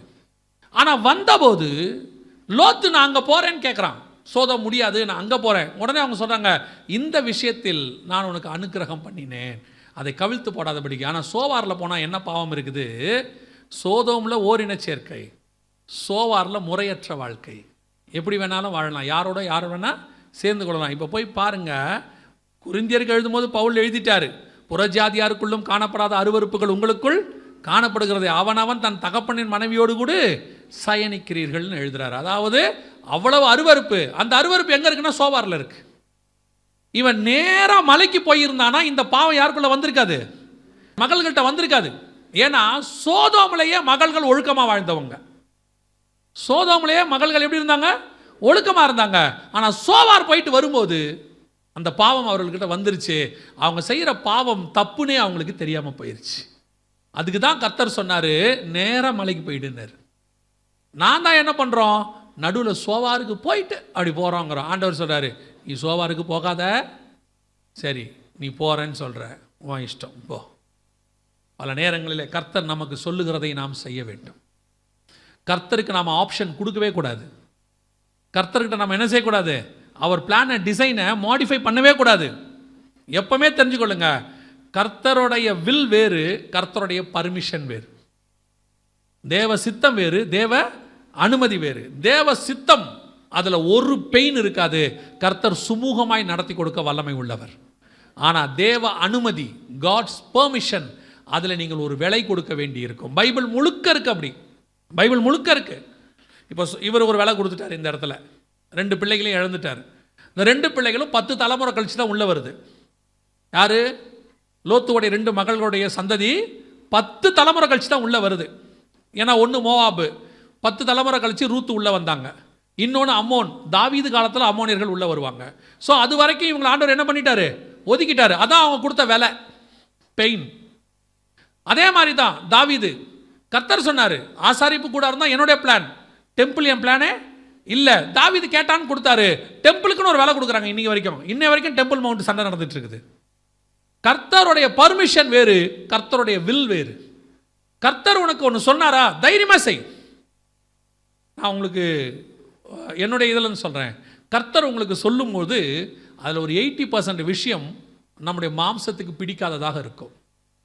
ஏன்னா அவர் ஆவியான தேவன், நம்ம மாம்சத்தில் இருக்கிறோம். ஆவிக்கும் மாம்சத்துக்கும் எப்பவுமே ஒரு போராட்டம் உண்டு. நாம் மாம்சத்தில் ஒன்று கண்ணை பார்த்து டிசைட் பண்ணுவோம். ஆண்டவர் சொல்லுவார், இல்லை வேணாம் இதை பண்ணுன்பார். நாம் என்ன பார்ப்போம், நான் எம்பிஏ, எனக்கு ஒரு எம்பிஏ இருந்தால் நல்லாயிருக்கும், குறைஞ்சபட்சம் பிபிஏவாவது இருந்தால் நல்லாயிருக்கும். நான் ஒரு 80,000 சம்பளம் வாங்குகிறேன், ஒரு 60,000 இருந்தால் நல்லாயிருக்கும், இல்லை 80,000 தான் நல்லாயிருக்கும். நான் 5.8, அது ஒரு 5.6 இருந்தால் கூட நல்லாயிருக்கும். நான் ஒரு செக்க சவேர், அது ஒரு வெள்ளை வெளியேறினா இருந்தால் நல்லாயிருக்கும். எனக்கு தான் முடி முன்னாடி கொட்டிருச்சு, அதுக்கு பின்னாடி நீளமாக இருந்தால் நல்லாயிருக்கும். இதெல்லாம் கண்ணு பார்த்து டிசைட் பண்ணுறது. கர்த்தர் சொல்வார், இந்த அங்கே ஒன்று இருக்கு பாரு, அதை கல்யாணம் பண்ணிட்டு போயிருப்பார். பார்த்தா இவன் கேட்டதுக்கு ஆப்போசிட்டாக இருக்கும். ஆண்டவரே இதுவா, இதுதான். ஏன் ஆண்டவரே இதை சொல்லுகிறேன், நீ பண்ணுறே இல்லை, இந்த ராகேல் பார்க்கறதுக்கு அழகாக இருக்குது, இல்லைப்பா லேயால் தான் உன்னுடைய பிளான், இல்லை அது கூச்சக்கண்ணியாக இருக்குது, அங்கே தான் பிளான் இருக்கு. நான் ராகேலை பண்ணிக்கிட்டா பண்ணி தொலை, பண்ணிட்டா, சாவச்சிச்சு அந்த அம்மா இவனை. பிள்ளை கொடும். கடைசியில் கேட்டான், நான் தேவனா, என்னால் முடிஞ்ச முயற்சியெல்லாம் பண்ணிட்டேன், இதுக்கு மேலே பண்ணுறதுக்கு ஒன்றுமில்லை, நான் என்ன செய்வேன்? நாள்தோறும் பிரச்சனை. சிலர் வந்து சொல்கிறான் அப்பா அம்மா கிட்ட, பண்ணி வச்சா இதைத்தான் பண்ணணும், இல்லைன்னா நான் செத்தே போவேன்பான். அவனுக்கு தெரியாது, பண்ணா டெய்லி சாவான், டெய்லி சாவான்.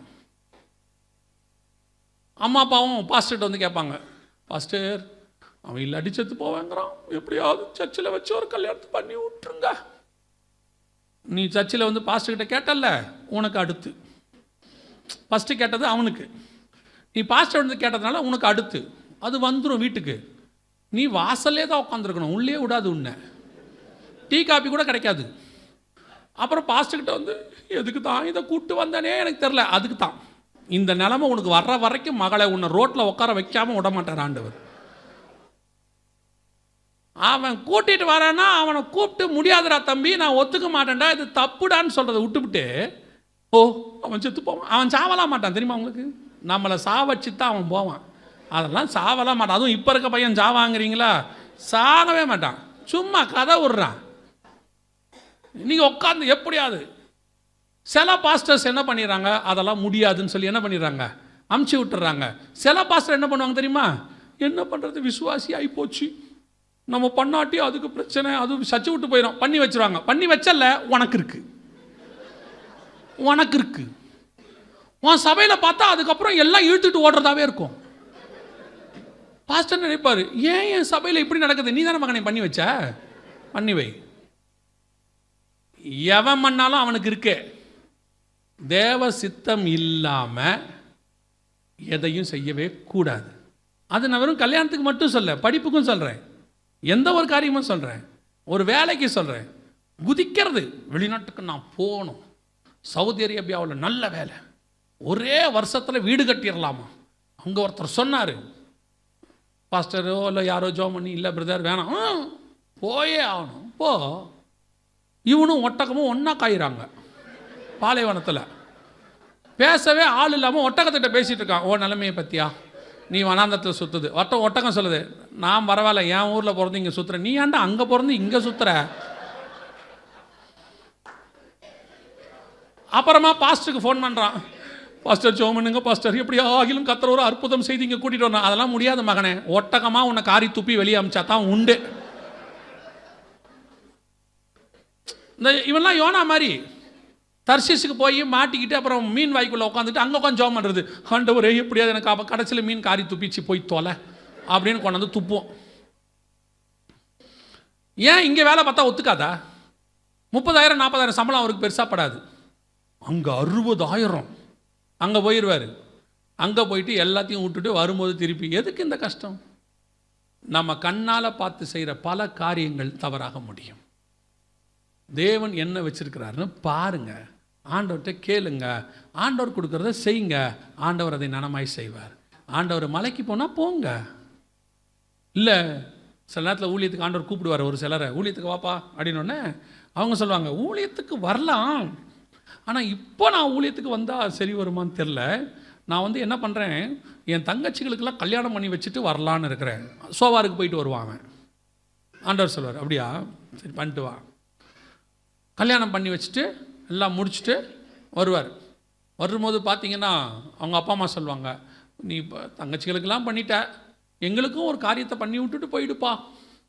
இப்போ சொல்வார் சரி எங்கள் அம்மா அப்பாவுக்கு ஏதாவது செஞ்சுட்டு ஊழியத்துக்கு வரலாம். அப்போ ஆண்டவர் பார்ப்பார், ஓ சரியா பண்ணிட்டு வா.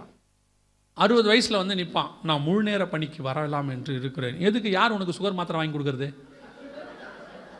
30 வயசில் தங்கச்சிக்கு வேலை பார்ப்பேன், 40 வயசில் அப்பா அம்மாவுக்கு வேலை பார்ப்பேன், 50 வயசில் எல்லா வேலையும் பண்ணி முடிச்சுட்டு 60 சுகரோடு வர்றது. இப்போ இவருக்கு ஒரு அசிஸ்டண்ட்டு அப்பப்போ மாத்திரை எடுத்து கொடுத்து, இப்போ இவர் ஊழியம் பண்ண வந்தாரா, இவருக்கு ஊழியம் பண்ண நம்ம வந்தோமா? நான் 60 வயசில் ஊழியத்துக்கு வரவங்கள குறையா சொல்லலை, ஆண்டவர் கூப்பிடும் போது வராதவங்கள சொல்கிறேன். அவங்களுக்குன்னு ஒரு டிசிஷன், அவங்களுக்கு ஒன்று ஆண்டவர் கூப்பிடும் போது வரதில்லை. உடனே நான் ஒரு வேலை பார்த்து சம்பாரித்து நல்லா செட்டில் ஆகி அதன் மூலமாக ஊழியத்துக்கு வருகிறேன். ஆண்டவர் சொல்வார் நீ வரதானே, எப்போ வருவ, சம்பாரித்து செட்டில் ஆகி வருவேன். Okay right. சம்பாரித்து செட்டில் ஆகி கரெக்டாக வருவார். மொத்த பணத்தையும் ஒரே நாளில் கொடுக்குற மாதிரி இருக்கும். எல்லாத்தையும் கொடுத்துட்டு திருப்பி ஊழியத்துக்கு வெறுங்கையாக தான் வருவார். இதுக்கு நான் 5 வருஷத்துக்கு முன்னாடியே வந்திருக்கலாம், அதை தான் உன்னை கூப்பிட்டோம். இன்றைக்கி நிறைய பேர் மலைக்கு போனால் ஓடுறதில்ல. 1008 காரணம், 1008 விஷயங்கள்.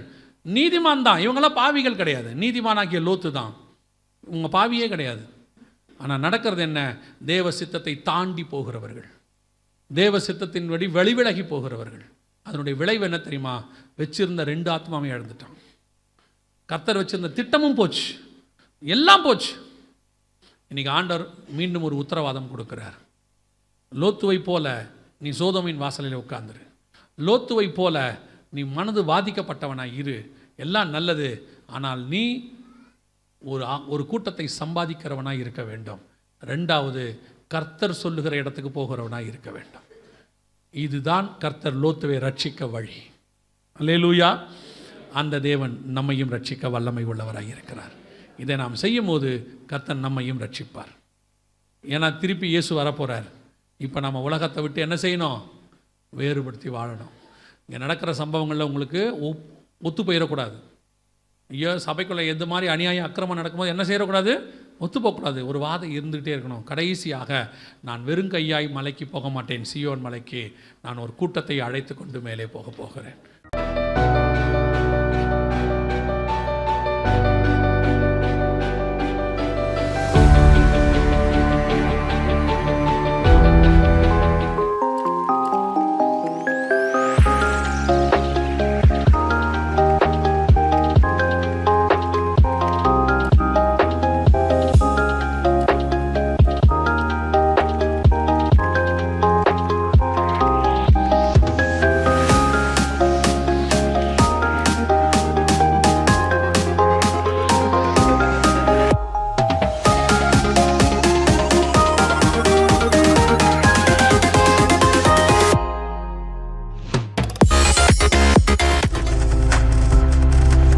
நீங்கள் பார்த்துக் கொண்டிருப்பது உங்கள் ஜாய் டிவி. உங்கள் துக்கம் சந்தோஷமாய் மாறும்.